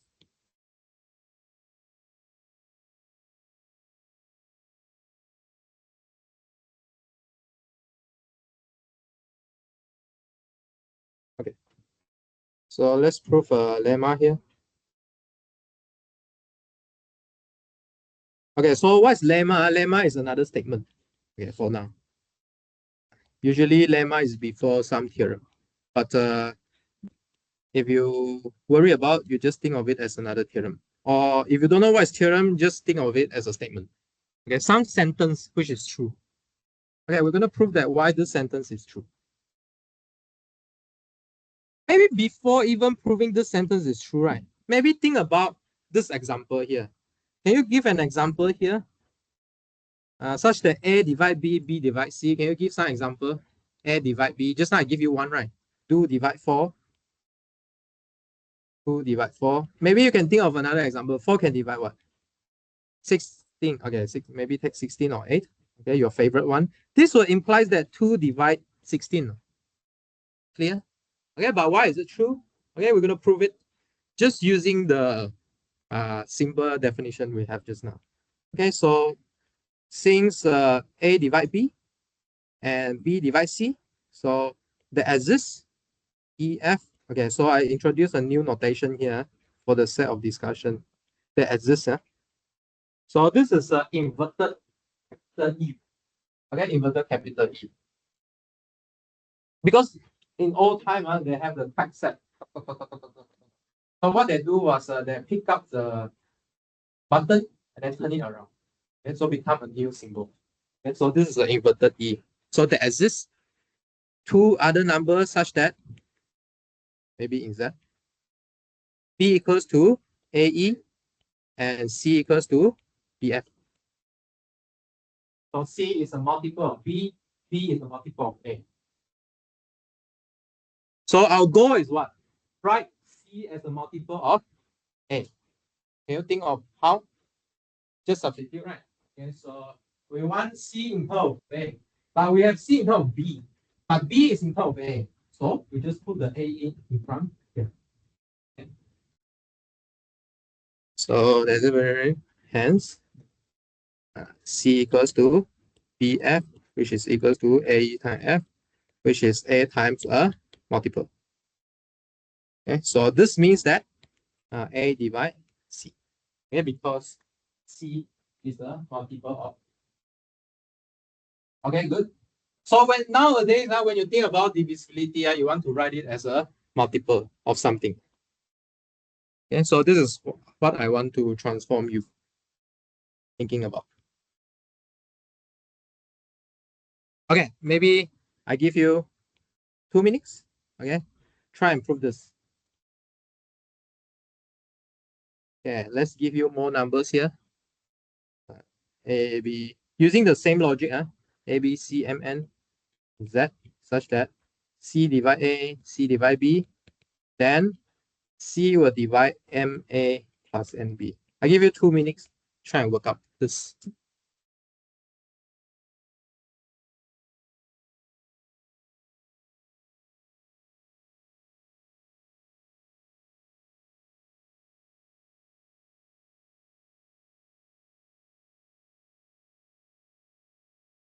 Feel free to discuss. You can introduce yourself to your friend beside you. Yeah, and then you can discuss. Yeah. You can as noisy as possible. Yeah, you can do this section as noisy as possible. Check your answer with your friend.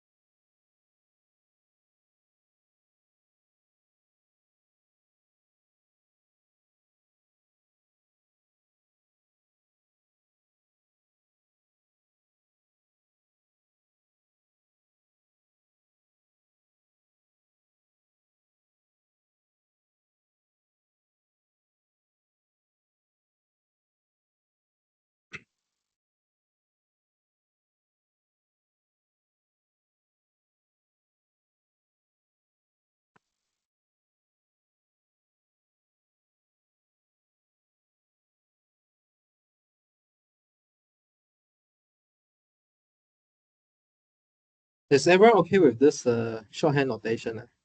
This is such that ST.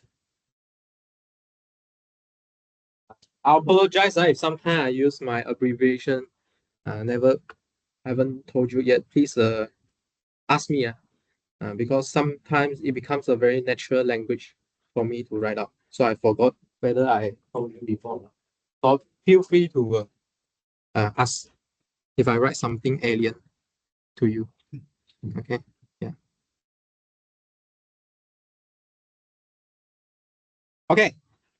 So what are the assumption we had? We had C divide A, C divide B, right? Okay, so meaning we can write them as a multiple of C. Okay. So very simple logic. We have divisibility, we write it as multiple. Then you want to prove divisibility, meaning you want to write it as a multiple. Okay, so what kind of multiple you can write? MA plus NB equals to something times C. Well, what you're going to do is you just do what your friend says, right? Substitute. Okay, substitute whenever you can. Okay, so we have MA plus NB. Can we write them in terms of C or not? Yes, right, because we know A in terms of C, we also know B in terms of C. In that case, we can just substitute C. Factorize C. Okay, so this exactly means that C divide MA plus NB. Okay, so there's a very well pronounced statement here was C can, if C divide A, if C divide B, C will divide their linear combination. Okay, if you learned linear algebra before, so this is a linear combination of A. Okay, something times A plus something. Okay, you also divide. You divide their scalar, multiple, you divide their sum. Okay, you believe? Maybe give me examples. Anything that I prove you is correct. There's an example one. So for example, 2 divide 4, 2 divide just now what we pick 16, maybe pick 8. Okay, then 2 will also divide, let's say 12. 4 plus 8. Okay, make sense? Okay, yeah. So if you study MAT, right, this is what we care for. So we look at the observation, we look at the phenomenon, why is it true? So we provide a proof. Okay. So people say that, oh, you study maths far enough, you don't see number anymore. Yeah, you don't see numbers anymore because we want to prove for all numbers. Then we want it to work for all numbers. Okay, we cannot write all the number for you, right? So we just use some variable to replace it. Okay, so far so good. Everyone okay? Divisibility equivalent to multiple. Right? This is the idea I want you to get. Okay, next we'll go into prime number.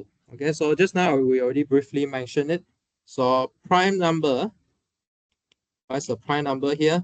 So you see, if I highlight this line, right?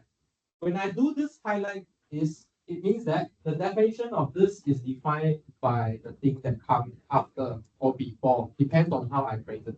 Okay, so prime number is something that I don't know. Okay, what I know is a positive integer. I told you, right? 1, 2, 3, 4, 5, 6, 7, 8, 9, 10. These positive integers have to be greater than 1. Okay, so 1 is not included. 1 is not included in this game. That is divisible by no positive integer other than 1 and itself. So for example, you told me that 4 is not prime, right? Because it can be divisible by 1, can be divisible by 4 itself, and also can be divisible by 2. You got an extra divisor. So 4 is not prime. Okay, so maybe I write an example here.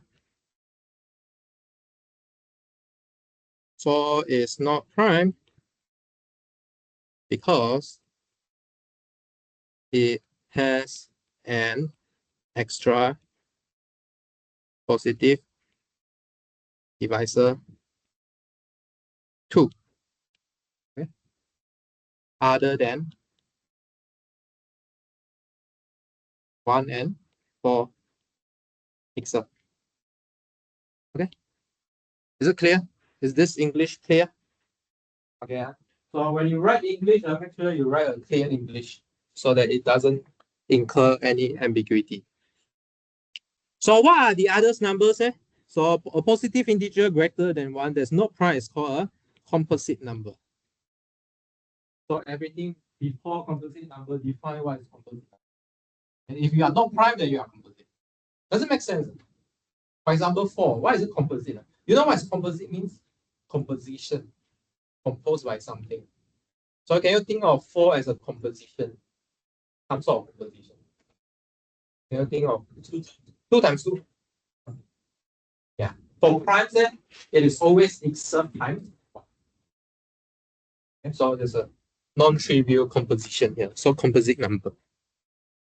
Okay, so one very important theorem is every number greater than 1 has a prime divisor.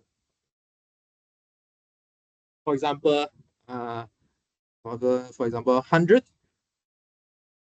100. There's a prime divisor. What's the prime divisor? 2 divide 100. There are more than 1, right? 5 also divide 100. Okay, 2, 5 are prime.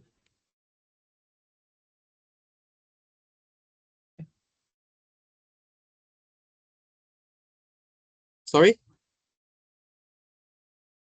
Doesn't matter, right? Doesn't matter, right? Even negative 100, 2 will divide negative 100 as well.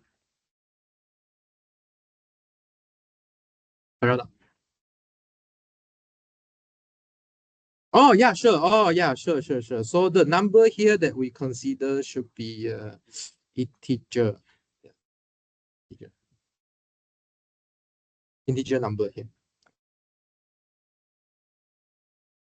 Well, prime also have a prime divisor, right? Itself, 7 divide 7. Okay, cool. Okay, but this proof is a bit also using a well ordering property. Okay, so you can have a look. We won't do it here. Okay, is everyone convinced? Okay, every integer number greater than 1 has a prime divisor. Right, this will build towards how we split the composite number into product of primes. Second is you have a lot of ingredient. You have a lot of ingredients. So what do I mean by ingredient here? There are infinitely many prime numbers. Okay, this is a very important result.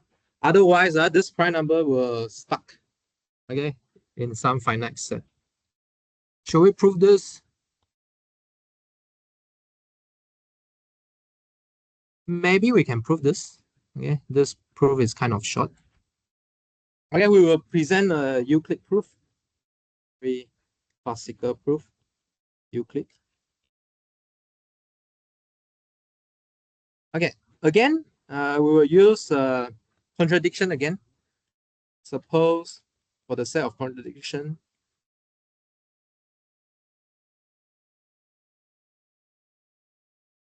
there is finitely many prime. Okay. So if I can find true and false together, then this assumption is false. If this assumption is false, then there's infinitely many. Okay. So suppose there are only finitely many. So P1, P2, up to Pn. So again, I remind you again, this is the axis, shorthand notation. Because this E stands for the inverted axis. Okay. Suppose there's just finitely many primes. These are positive integer as what we said just now. So consider a new number here. We just take the product and then plus 1. Okay, we take the product and plus 1 here. So then this is a perfectly good number, right? Integers. So by previous theorem, this Qn has at least 1 prime.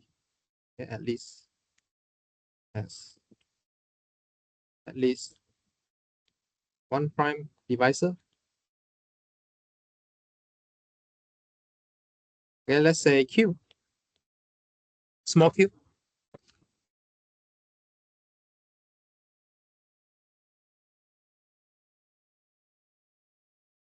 Suppose, because there are only finitely many, right? So suppose Q is one of them. Okay, one of the PI. Let's say PJ. Okay, for some J. Okay, and then this J is in between 1 and N. Okay, one of them is Q, let's say. Because there are only finitely many. Okay, then since Qn minus P1 times P2 up to Pn equals to 1.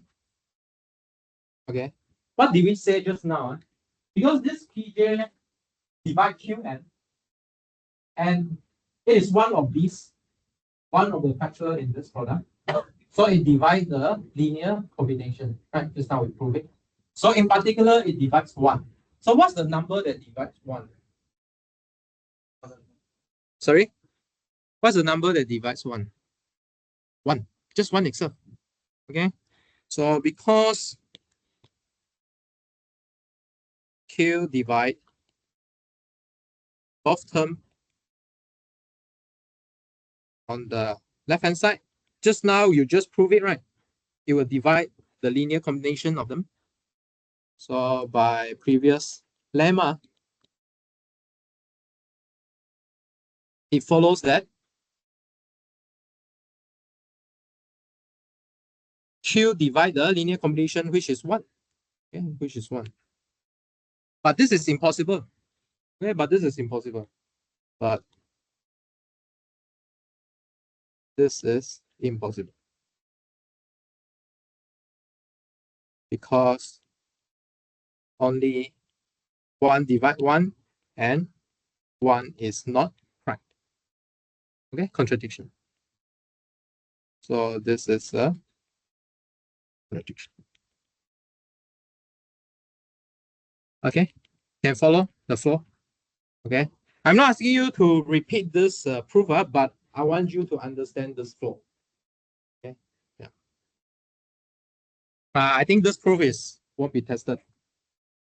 Just that I want to give you some training on this argument. Does it make sense? So this argument tells you how to create. Oh, I cannot say how to create primes, but then you can potentially create new primes with this method. Okay, potentially, not always prime, but yeah.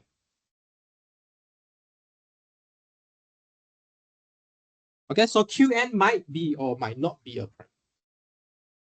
This is my statement. Yeah, might not or might not be. So yeah. Okay, any questions so far? Okay, I want you to appreciate the power of contradiction here. Okay, appreciate the power of contradiction. And then by logical reasoning. Can follow?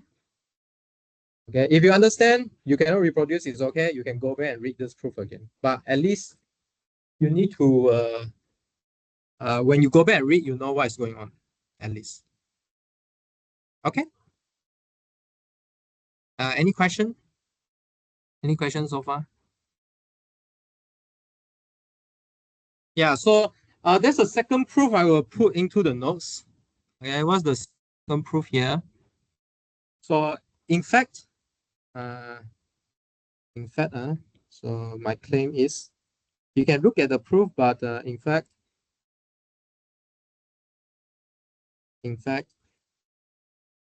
new primes can be created using the following formula, which is nk equals to nk minus 1 time nk minus 1 plus 1. Okay, start with nk minus 1 prime, and then you will get new prime always. Okay, so this is the second proof. You might be skeptical. Can me? I prove it to you in the notes. You can read. Okay, but we won't do it in here. Okay, so this is a one way to build new primes. But obviously, it will get very large very quickly. You can imagine or not, because you multiply numbers together. plus 1 multiply plus 1 multiply. So you get to a very large prime very quickly. Okay. Any question? Okay, so previously it's non-constructive. This Qn might or might not be a prime, but this is the second proof. It is always a prime. Okay. The proof is inside the notes if you are interested. Okay. So because you can go on forever, right? Okay. So you can use the previous prime and then do this formula. Use the previous prime, do this formula. You always get a loop. Yes. Yeah. Any comment? 呀，对，可以去检查一下。Yeah. Let me see. Yeah, I think so. Yeah, I think so. Is correct. Yep. Okay, it's proved by induction. You can try out. Yeah, I will put out the notes later on. Okay, next. So okay. So maybe let me remark here lah. Proof find in the notes. Find proof in the notes. Okay. Find proof in the. Okay. So okay. So first example here. Okay, we want to decide whether 101 is a prime number or not. So based on our definition, what should we do? Let's do this and then we will take a break. So, well, we will appreciate the power of contradiction or contrapositive here. So suppose that 101 is composite. Why then? Because if you assume 101 is composite, then we have some room to play with. What do I mean by rooms? So meaning we can write 101 to be equals to the product of two numbers, okay, in particular. So for some A and B in between 1 and 101, yep, strictly less than, yep. And like that. Okay, so how does this help? How does this help? So then we could see that actually A squared is less than equals to AB, which is 101. Why? Because B is greater or equal to A. So if I want to write it clear, maybe I write it as A squared equals to A dot A. So the order is preserved by multiplication of A because A is positive. Okay, so how does this help? So what does this mean? So this means that A have to be strictly less than or equals to square root 101. Okay, this one makes sense. But what is square root 101? Maybe we can find a nearer square root, nearer perfect square. Maybe 121. Okay, so this is strictly less than square root 121, which is 11. Okay, so meaning the divisor here has to be strictly less than 11. So how many numbers that's strictly less than 11? I mean positive integer. 1 to 10. Right? You just need to check 1 to 10 divide 101 or not. Do your division algorithm. Right? Check the remainder is non-zero or not. Okay. But then what we really need to check is check about primes, even less number to check. So what are the prime numbers that you need to check here? So you just need to check 2, 3, 5, and 7. Okay. So do the division algorithm. Okay, do the division. But then you can check that none of them will divide.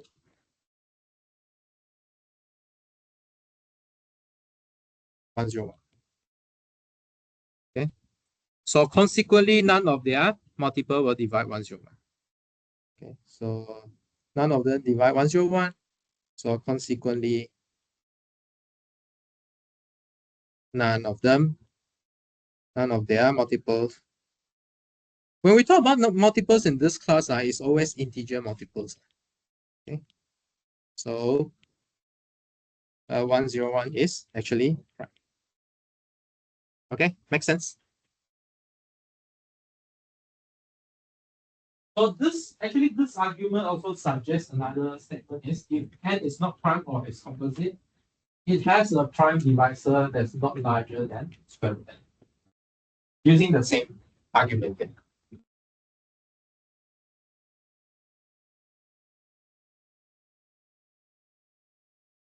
Right. Okay, any question so far? Okay. Actually, secretly, I use a statement. Do you know? I secretly use some statement. I think I never mentioned yet, but it's easy to prove. That is why when a number is composite, you can write it in terms of product of AB. I just defined composite as not prime, right? Just now. Okay. Yeah. So why can I write it as A times B? But it's not hard to prove.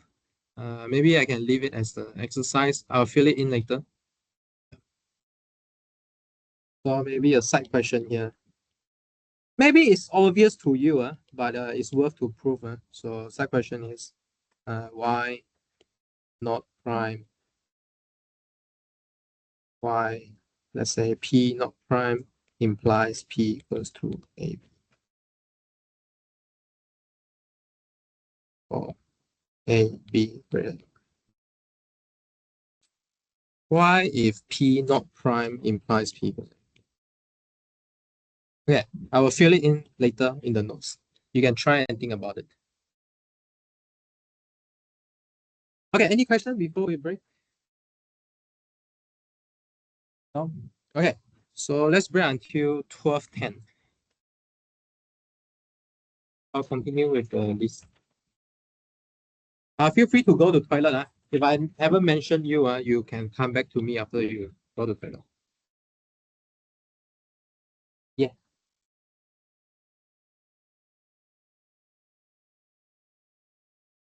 Then you ask.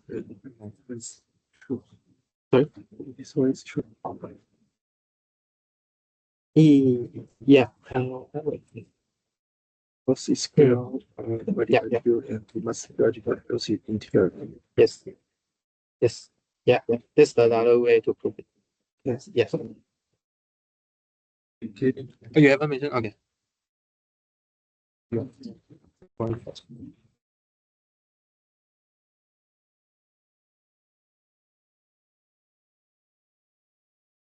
What's your number? Oh, SWE. Okay, I haven't told you yet actually.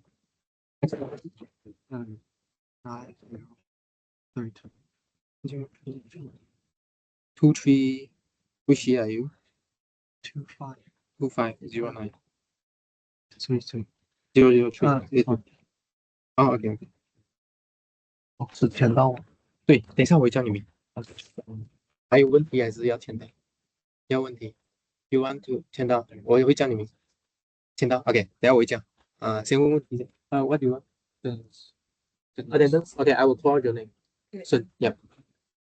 I was the session, in the beginning of the session, you told us about some groups on the A4, you think. Sorry. You told us that there are some revision. Yeah. Yeah. What's it about? No, when you enroll the class, did you see like group 1, group 2, group 4? Yeah. Yeah. So it's a different lecture. It's the same one. Yeah. So because some of them cannot enroll to this stuff, so I encourage them to go to the other group if there's a free spot. Oh, okay, thank you so much.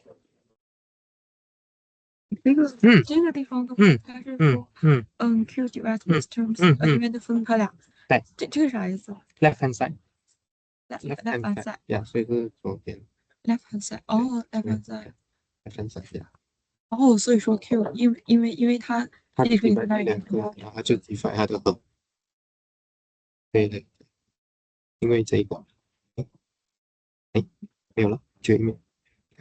sorry，这个，因为我分这个divide。哦，所以它应该是 divide 是1，然后你们的这个地方，这地方我不是很理解，就是首先就是怎么就能想到为什么要乘以根号2，然后哦，加？你就要去找一个这是自己想吗？标记想。对。对，你可以想是要自己想，你也可以找一个不长这样，但是比较小，就是刚好，对就试出来。对对对对，那然后这个 S 减 T 的话，它属于这个对这个地方对对对对对，这个这个好像我还没写出来。对，这个是要证明它吗？对是因为就是 S 等于根号2乘以 T，对然后 S 它属于正整数，然后 T 也属于正整数，所以说 S 减 T 就等于正整数，是这种意思吗？你只能说它是整数对吗？但是为什么是正整数嘞？为什么呢？对，为什么嘞？想一下啊，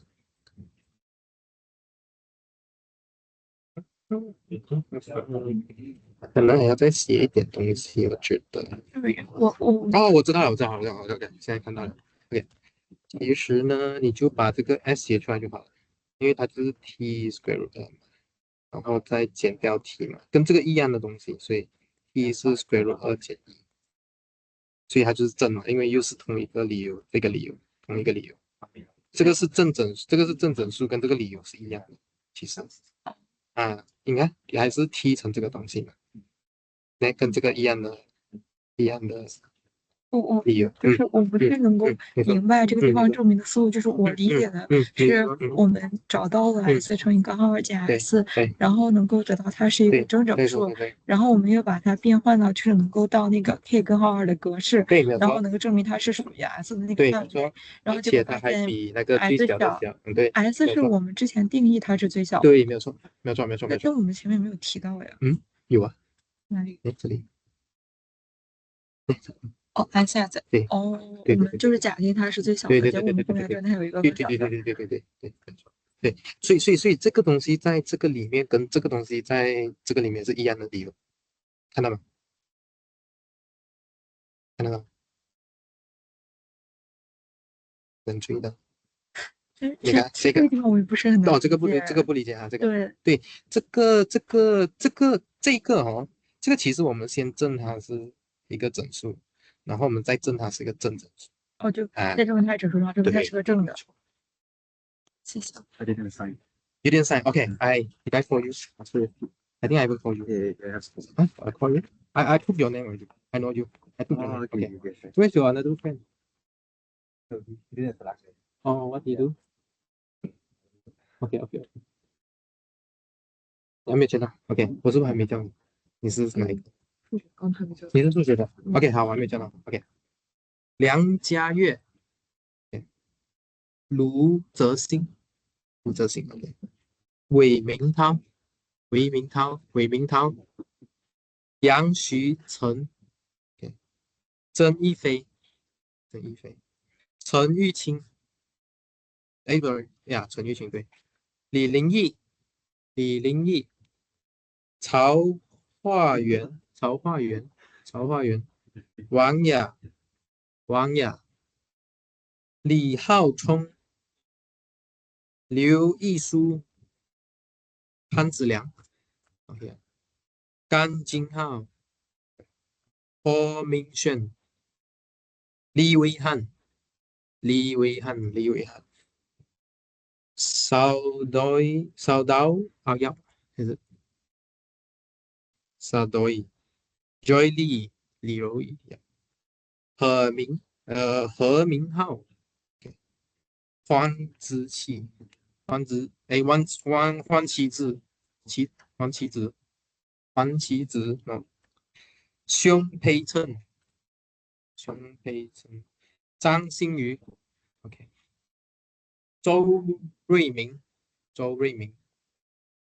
赖文义，陈子陈子陈子睿，李小环，对吗？呀，我以为老师说我，你是陈子，yes，OK，这个李小环，哎，你是哪个？魏明涛。你是韦明涛，OK，是韦明涛，OK，曾天健， Sim Aaron, Fabian, okay. Song Rui Chen, okay. Isaac, Si Bing Ke, okay.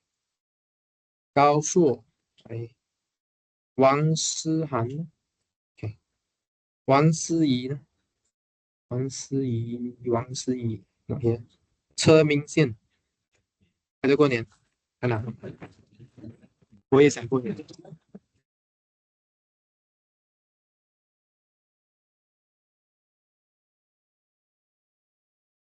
李双峰 ，OK， 好。李新宁，OK， 啊，MAT。林家凯，OK，sorry。林卓拿，有没有这个人？陈家福，OK。万冲铺，OK。吴毅，崔文倩，李昌旭，那边。宋浪坤，OK。小嘉怡，赵泽宇，啊，行。You're from linear algebra. I see. Okay. T 收四 OK. 陈绍汉，陈卓，李乐山，彭奕晨 got 啊，赵星辰 Ben Akif. Should I call you Ben? No. Oh, okay, sure. Who's Ben? Your father? Your last name? Does it belong to your family? Family name. Okay, good. No. Okay, good. 黄玉涵，彭玉新，So if I haven't told you, after this, please come to me. If I have never told your name, okay? After this class, come. Okay. So please come after this class. If I haven't told your name.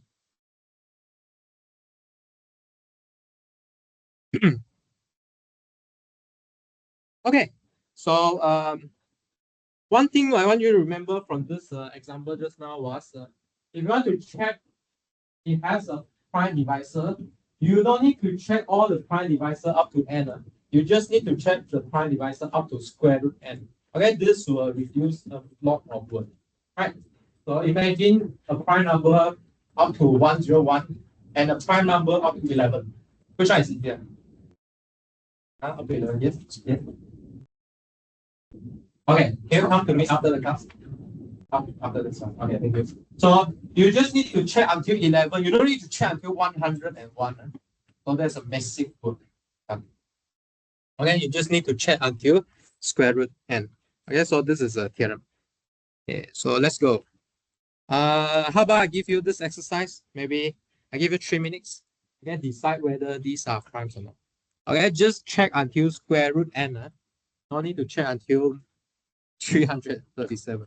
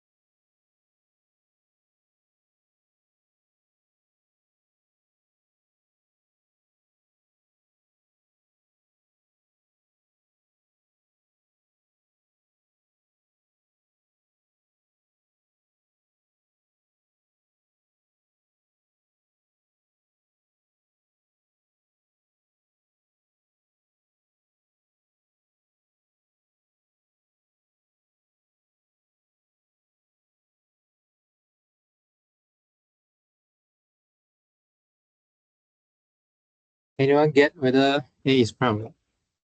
A is prime. Anyone get B? B not prime. Okay. So maybe for A, right, you quickly realize that 937 is not a perfect square, right? So what's the nearest perfect square you can consider? 1000. I think there's one closer, right? 361 and 961. Okay, that one is closer, huh? Yeah, 100, 1000 also can, but 361 is even closer. So you can test its divisibility with all primes that are less than square root 961, which is 31. So for example, how many of them? 2, 3, 5, 7, 11, 13, 17, 19, 23, and 29. Okay. So how to check? You need to use division algorithm. So by brute force, we will call it brute force. So in this class, in general, there are two methods. One method is by brute force, to check all of them. The other method is proof by formula, check by formula. Okay, like what we prove for the linear divisibility of linear combination of terms, right? Those are by formula or by proof. Or you can use brute force. Just do division and then you see that there's non-zero remainder. Okay, so none of them will divide. 397. Okay, so 397 is a prime. Okay, so your friend says that 1937 is not a prime. So meaning there is a prime divisor. What's the nearest perfect square?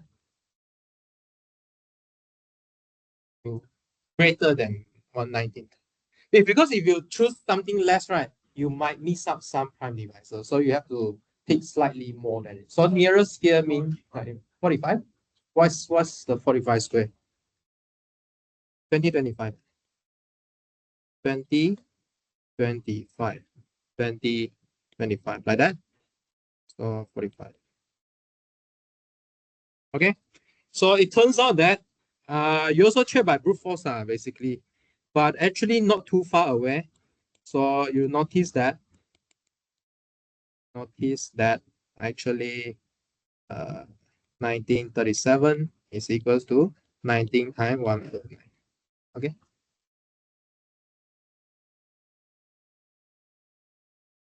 Okay, maybe you can ask another question. Can I further split 149 or not? Okay, so you can go and do the square root thingy. So what's the nearest x square? 161? Huh? 165. What's the square root? What's the nearest of x square? 169. Okay. Yeah, sure. 13 square. 13 square? 13 square, yeah. Okay. So you can check everything less than 13, divide 149. I mean, prime divisor less than 13. Okay. Yeah, so far so good. Okay, or not? Clear? Okay, so the points here is you don't need to check all the prime number before n, just square root n is square root n. So this reduces a lot. Okay, so there's some game you can play with this tools here. It's called the Aristotle's sieve. Okay, so this sieve here will determine what are the prime number. For example, less than 100 in this sieve here. Okay, so how do you find it? So basically, one is not prime, so you can straight away get rid of one first. Okay, the next prime is 2, 3, and then 5, 7 that you know, right? But then how do you systematically find all the primes here? Okay, so we know that 2 is a prime, but the multiple of 2 must not be a prime. Okay, it's a composite. So the first thing you could do is remove all the multiple of 2 first. Okay, 2 is a prime, but multiple of 2 surely is not prime anymore. So you just throw away. Basically, you are throwing away all the even number. Correct or not? Okay, all the even number is divisible by 2. Okay. Yeah. So you can see that I'm just crossing even number. Okay, next prime is 3. Then any integer multiple of 3 is not prime anymore. So you're gonna remove all other maybe I'll say non-trivial. Is it okay? Non-trivial multiples of 2. And then second step, you will remove all the multiple of 3. So step by step, you do it. Okay, so remove all non-trivial multiple of 3. Okay, so for example, 6 already get removed, 9, but 9 is not, and then 12, and then 15, like that. Okay, and then what's next? 21, and 24, 27, 30, 33, like that. Okay, so did you see some pattern popping up? You see some pattern popping up here?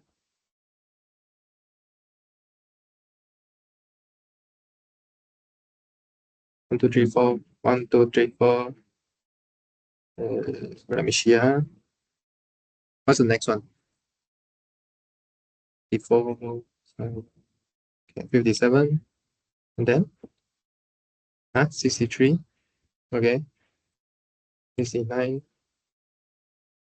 Then 75. Then 81. And then 87. 93. 99. Okay. Did I get rid of all of them? Yeah, so you see the pattern here.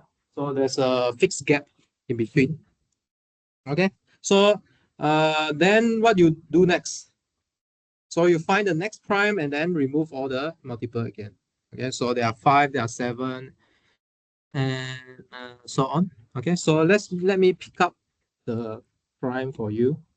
So these are the prime. So 2, 3, okay, 5, 7, 11, 13, 17, 19, 23, 25 is a multiple of 5. We're going to get rid, okay, in the process. 29, 31, yeah, 31, yeah, 31. Okay, and then 35 is a multiple of 5. We can get rid in the process. And then what's the next one? 41, 43, okay, 47, 49. 49 you will get rid in the process of getting rid of multiple of 7. Okay. Then 53, and then 55 is composite, so 59, and then 61, 65. Okay, all the 5 is very easy to get rid, right? So we should get rid of it first. If you have 5, it's divisible by 5.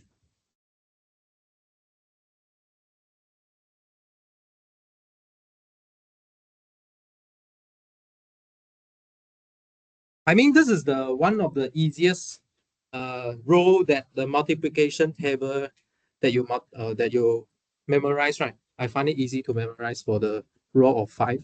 You always end with 5. Is it 5, 1, 5, 5, 2, 10?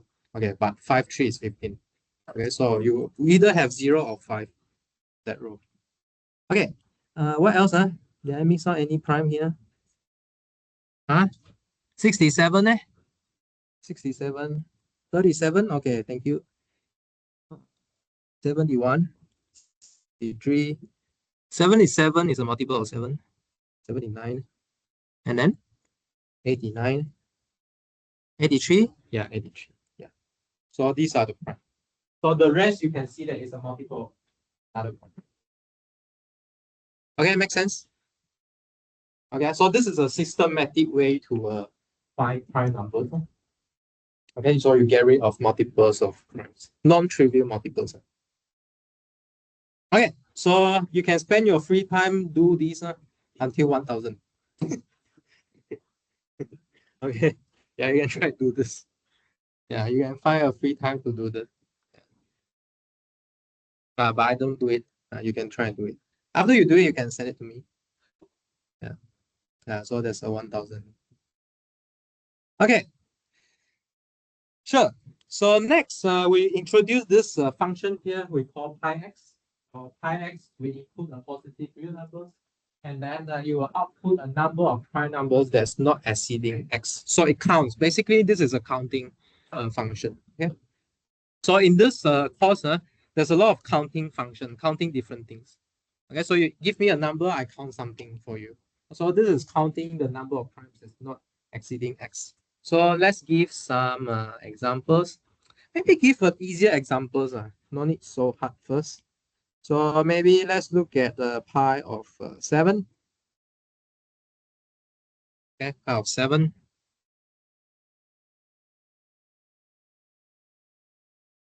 What is pi of 7? So how many prime before 7?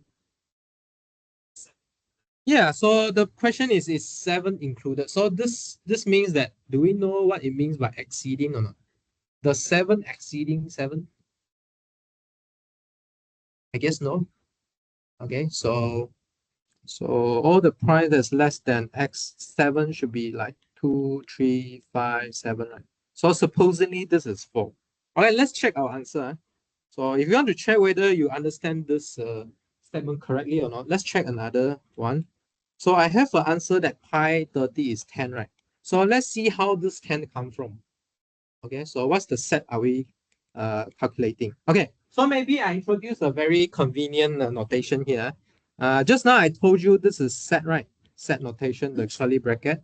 Then this line will be denoted as the cardinality. Okay, so what's cardinality? So meaning number of elements, okay, inside the set. Okay, modulus. Okay, so this 10, where this 10 come from? Let's try and list down the 10 number here. Okay, so does it work? So 2, 3, 5, 7, 10, 11, 13, 17, 17, 19, 21. 21 is 3 times 7. 23, 20 what? 9. Enough? Okay, let's count. So let's check. So 1, 2, 3, 4, 5, 6, 7, 8, 9, 10. 10. Okay, cool. Okay. How about pi 100? Just now we figure out pi 100, right? Okay, let's compute it using the Aristotle's shift. Okay, Aristotle's shift. Yeah, so how many of them? 1, 2, 3, 4, 5, 6, 7, 8, 9, 10, 11, 12, 13, 14, 15, 16, 17, 18, 19, 20, 21, 22, 23, 24. 24. Okay, so it's 24. Yes. Sorry? 97.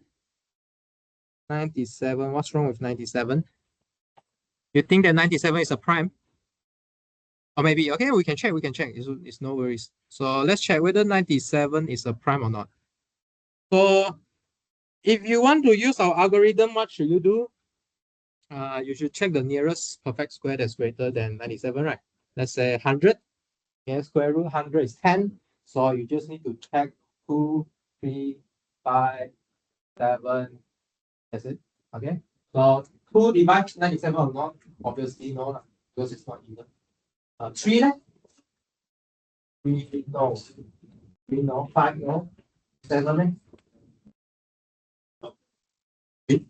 I missed one prime. Let me see.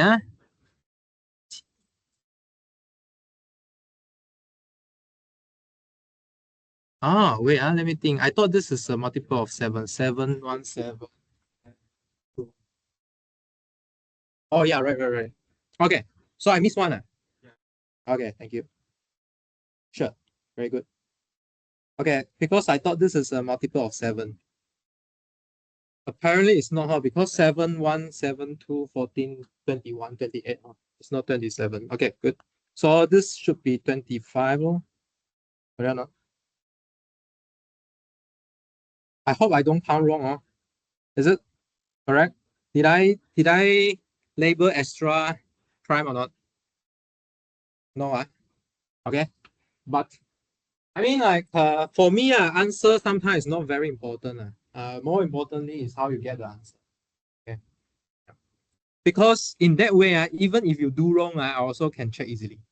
Yeah. I mean, in this class, we won't like, if the answer is wrong, then you are wrong completely, but we will check your steps. Okay. Yeah. So make sure you write down your step law. For example, how to write down the step for counting. So you tell me what number you are counting. Correct or not? So where you get the 4 from? I get it from the set of 2, 3, 5, 7. Okay, how you get the 10 from? I get it from this. So you need to make sure that these are the prime that are less than x. Okay. Right. So there's a historical remark here. So what's a Mersenne prime? So I should define the Mersenne prime first. So let's define Mersenne prime. So this prime is very special. This is a prime number that can be written in this form. In the form of 2n minus 1 or some n. This is not very exotic thing because if you observe the first few primes, right, what happened was you can write 3 as 2 to the 2 minus 1, for example. You write 7 as 2 to the 3 minus 1. Okay, so this is not something very too far off. But then to figure out the prime in this form, right, is I don't think they have proven this form have infinite many number, but at least they're trying to push this boundary far off. Is the highest up to that is 2023 December. They get 2 to the how many 22 million 82 sorry 8 to the 82 million power minus 1 is a Mersenne prime. But then I go and check, right, up to 2026. Okay, up to 2026, the record is broken. Okay, so it get pushed even further away. It just happened 1 year after this record. So let me see. Yeah. Okay, so it double up the power. 2 to the 100 million. Okay. So how long is this digit here? 41 million. Yeah. 1 year after that record. Okay. Yeah, this is just some historical remark about special form of prime. Okay. Some more story about prime numbers. So for any positive integers n real, we can find n consecutive composite numbers. So what does this mean? So do you know what it means here?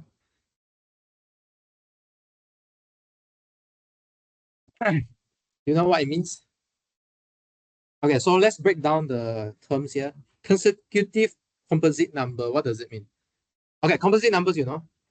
Okay, so you can write it as A times B. Okay, but consecutive composite number means what? They are just differ by 1. Like 1 plus, like 1, 2, 3, they are consecutive. Okay, so meaning there's a chain of n numbers fitting together side by side are not prime. Understand? Okay, for example, I give you a positive integer 2. So this statement said there are 2 numbers sitting side by side that's not prime. Can you give me an example? Maybe can look at the sheet here. It's easier. Okay, any number sitting 2 by 2 that's not prime. Like for example, 24 and 35. They are sitting side by side, not prime. Give you number 3. Is there any 3 consecutive composite number? Go on from this sheet here. Sitting side by side, not prime. 24, 25, 26. But the claim is this word for ON. Oh. I give you 100. There's 100 number, 100 composite number sitting. How to construct that? Okay, how to construct that? So what's the largest n you can see from here? Maybe n equals to 5. 1, 2, 3, 4, 5. Maybe just up to 5. Okay, so you need a larger example to see. But a very clever construction here is you can consider this chain. Okay, n plus 1 factorial plus n. N plus 2 plus 3 up to n plus 1. Okay, these are composite numbers. That's the thing.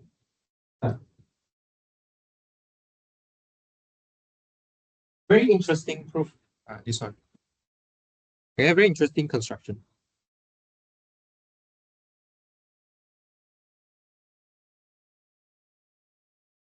Okay. Yeah. So okay, shall we continue? Okay. So there's some very interesting conjecture about primes.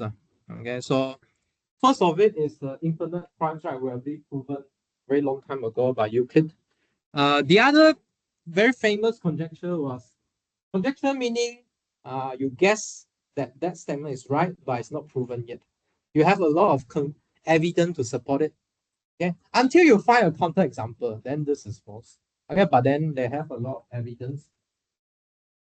So for example, there are infinitely many pairs of primes p and p plus 2. Okay, so what does this mean? For example, 3 and 5. Okay, 3 and 5. They are differ by 2 only. Usually differ by 2 is like even, right? Okay, but then you will say as prime. So this is not proven yet. But this is there's a big advancement of this conjecture by a Chinese mathematician called Seng. Yeah, they use analytic number theory where to do it. Yeah, he was jobless at first. I studied maths, no job.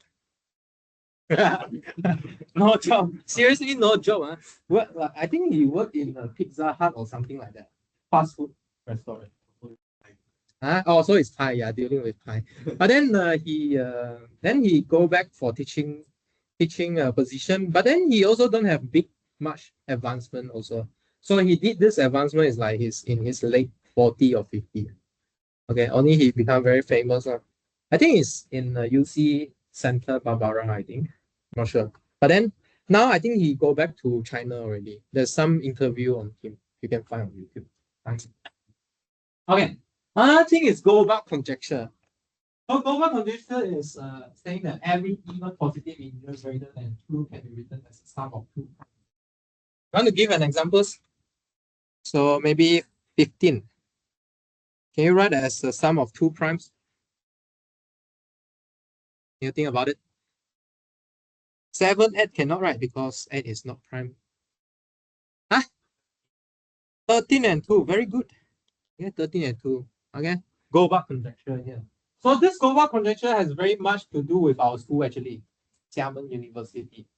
Actually, the who is that guy? I remember the name. Chen Jingren. Yeah, Chen Jingren. So Chen Jingren have some advancement of this. Okay, he didn't prove this conjecture, but he proved that any integer can be written as a sum of a prime and a product of 2 primes. Okay, so for example, maybe we can try these examples here. So maybe you can write it as 7 plus okay, 8 is not product of 2 primes. Let me think. Do we have other examples? If I split it as 3, then I think this is not good either. Split it as 5. 5 is good. 5 plus 2 times 5. Okay, so this is what Chen Jingren proved. You can write it as a prime plus a product of 3. Every Okay, this is proven, and then this is not proven. This is not proven. Okay. You can try and prove it. Yeah. Okay, go about conjecture. Yeah, any questions so far? No? Yes. Sorry? Wait, let me see. Oh, right. Sure. Thank you very much. So I think we need to move away from even. So let's move to even numbers. So let's try 16. Every even number can be written as, okay, sure. So let me try 13 plus 3. Is it? Okay. So Chen Jingren proved that you can write it as, let's say, 5, 11, not good. 5, 11 also works, right? 5 plus 11. How about 7? 7, 9. Okay, I think 7 plus 9 is okay. So 7 plus 3 times 3. Okay. So sometimes we call it 1 plus 2, and then go about conjecture is 1 plus 1. 1 prime plus 1 prime. Okay, but anyways, so this is the history about prime numbers. Okay, maybe later on we will see why prime number is very important when we move to cryptology. Okay, so we still have 10 more minutes. So let's go into greatest common divisor, GCD. So the greatest common divisor of two integers a, b, which are not both 0, is the largest integer that divides both a and b. Very standard definition here. So we will write it as a GCD bracket AB or just bracket AB. If A is a non-zero integer, so what's the common divisor between A and 0? So you could divide it by 0, you could divide it by A. Where the largest one is A. I think this have to depend on A is, well, let me see. If A is negative, I guess I think we should put a absolute value here. Okay, so let's try an example here. So what's the GCD of 360 and 5292 here? Okay, so what's the GCD of these two? Any strategy? Do you know of any strategy? Sorry? You clean the algorithm. Let's say we don't have the 2 yet. See, are we gonna do that? I think I'm gonna do that later. Okay, so let's say we don't have algorithm yet. Then what's the standard thing to do is you list down all the divisor. Okay, you just list down all the divisor. Okay, so I cannot say this is brute force. This is the how to say so list all the divisor and then find the largest one. Okay, maybe we can try a smaller example. Okay, let's tell you this examples. This is actually 36. Maybe we can do another examples. So let's say GCD of let's say 4 and 8. Okay, so what are their common divisor? So let's list down their common divisor. Common divisor are 1, 2, 4. That's it. Okay, so the largest one is 4. Okay. Straightforward. Okay. But later we will tell you an algorithm to figure out. Okay. Okay. Let's say their common divisor is just 1. So GCD meaning only 1, right? The largest one is 1. So we say that they are relatively prime. Okay, so they might not be prime numbers, but they are relatively. They cannot divide each other, and nothing divide them together. Okay, so for example, maybe let's give an example. Oh, there's an example here. 27 and 125 is relatively prime. They are not prime. 27 are composite 3 times 8. sorry, yeah, 3 times 9. And then 225 is 5 times 25. So they are composite, but they are relatively priced. Okay, no common divisor. Relatively priced. Okay. Good. Okay. Let's go a bit further. So a bit further is if we know that two numbers have GCD D, then if you divide both number by D because they are common divisor, right? So you can divide by D both number. Then you will remove all the common divisor. They become relatively. Maybe we test some examples. So just now we know that GCD of 4, 8, 4 and 8 is 4, right? Okay. Then what about GCD of 4 divided by 4 and 8 divided by 4? Meaning what's the GCD between 1 and 2? It is just 1. Okay. So if you divide your number by the greatest common divisor, you kind of remove all the common divisor.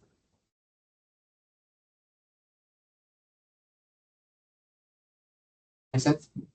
Okay, so this tell you something about GCD.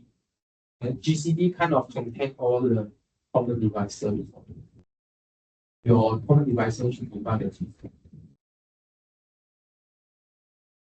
Maybe we don't do proof. Let's see if we want to do it later on.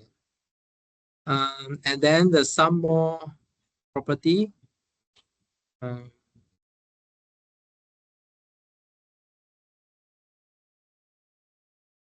There's some corollary here that you can prove from this theorem.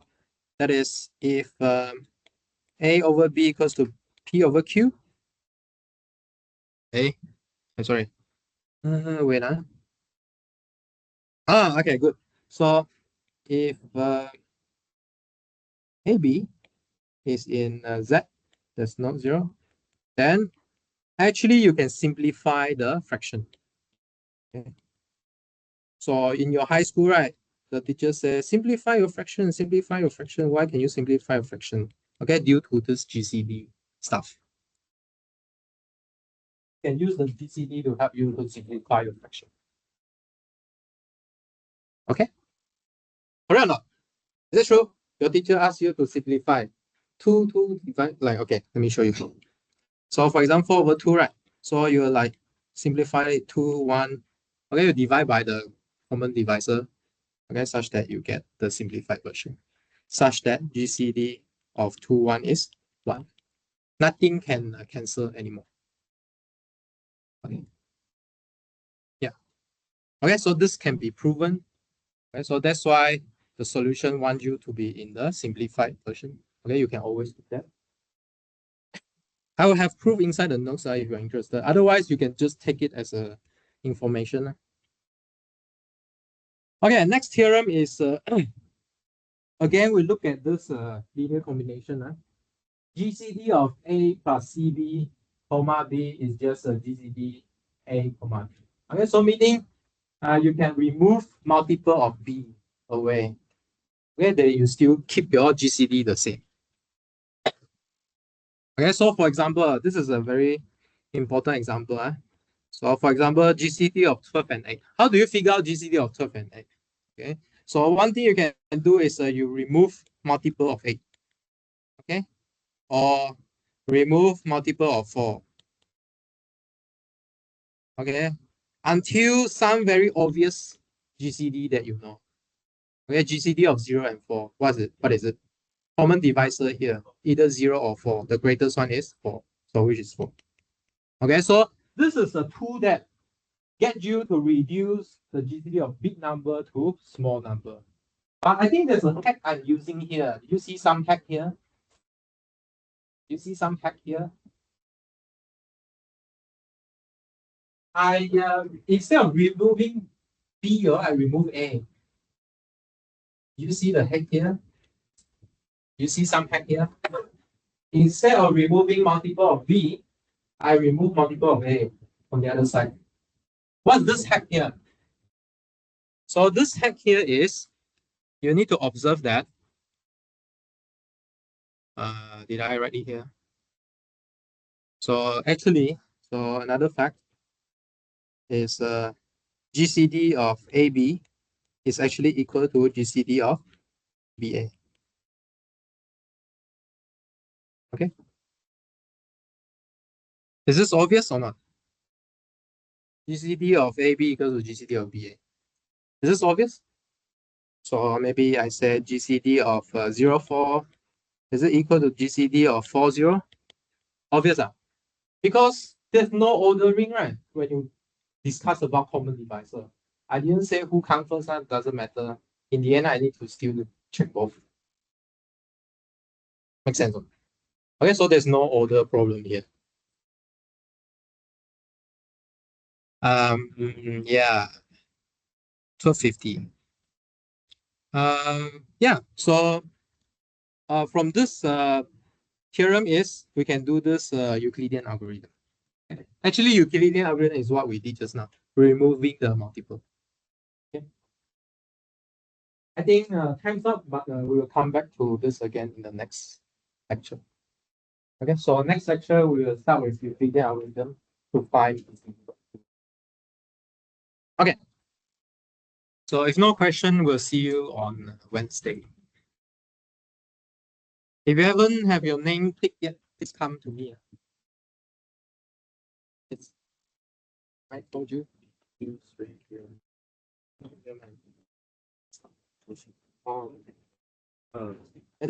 it correct? Yeah. Okay. Then on the plan. On the plan. Okay. What's your ID? 你没有点到就不用签了。没有点，你点了就有点到可以了，点了就可以。哦，好，谢谢。请。看短，好久去了。哦，谢谢。CSP. What number? 2025. Already 天文期。Okay. Good. Good. Yes. enrollment key 你 enroll 了吗？还没有 enroll，你没有 enroll，这样你就我 enroll，你 enroll 了？你是哪一位Tiffany， ？I mean like，好像我教了你，你的 ID 是什么？哦，这里。显示你没有在。哦，我知道了，因为你的 ID 好像还没有 register。没有 register？ 对，你是不是刚刚 register 的？你的 ID 还没有进系统，现在再试一试。因为昨天他没有进系统，你是今天才签到？你几时签到？我20号那个 register。20号。哦，因为他没有进系统，所以还没有找到你。等一下再 try 一下。因为你的名字出不来。等一下，你在哪里？你自己会上传吗？会上传，会上传啊。260 EST 2602。对你的260，等一下再 try 一次。OK， 进好。还有你哈，等一下你是这个哈，085啊。对。好 ，CST 60208，这个好，可以，谢谢。Thank you。好，谢谢老师。好。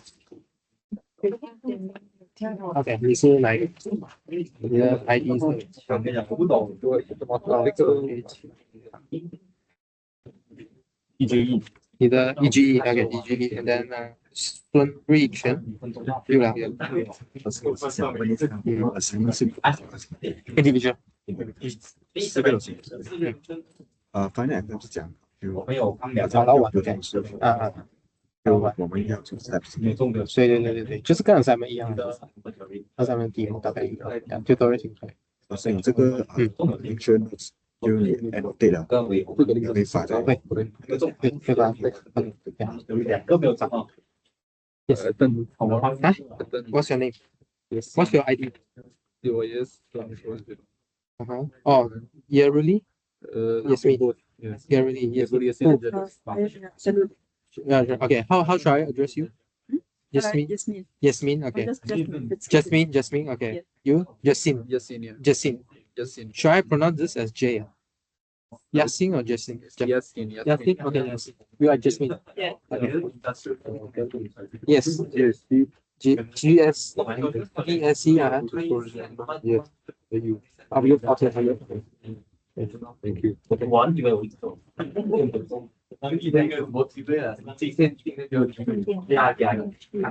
Oh, pacing. OK， 呀，然后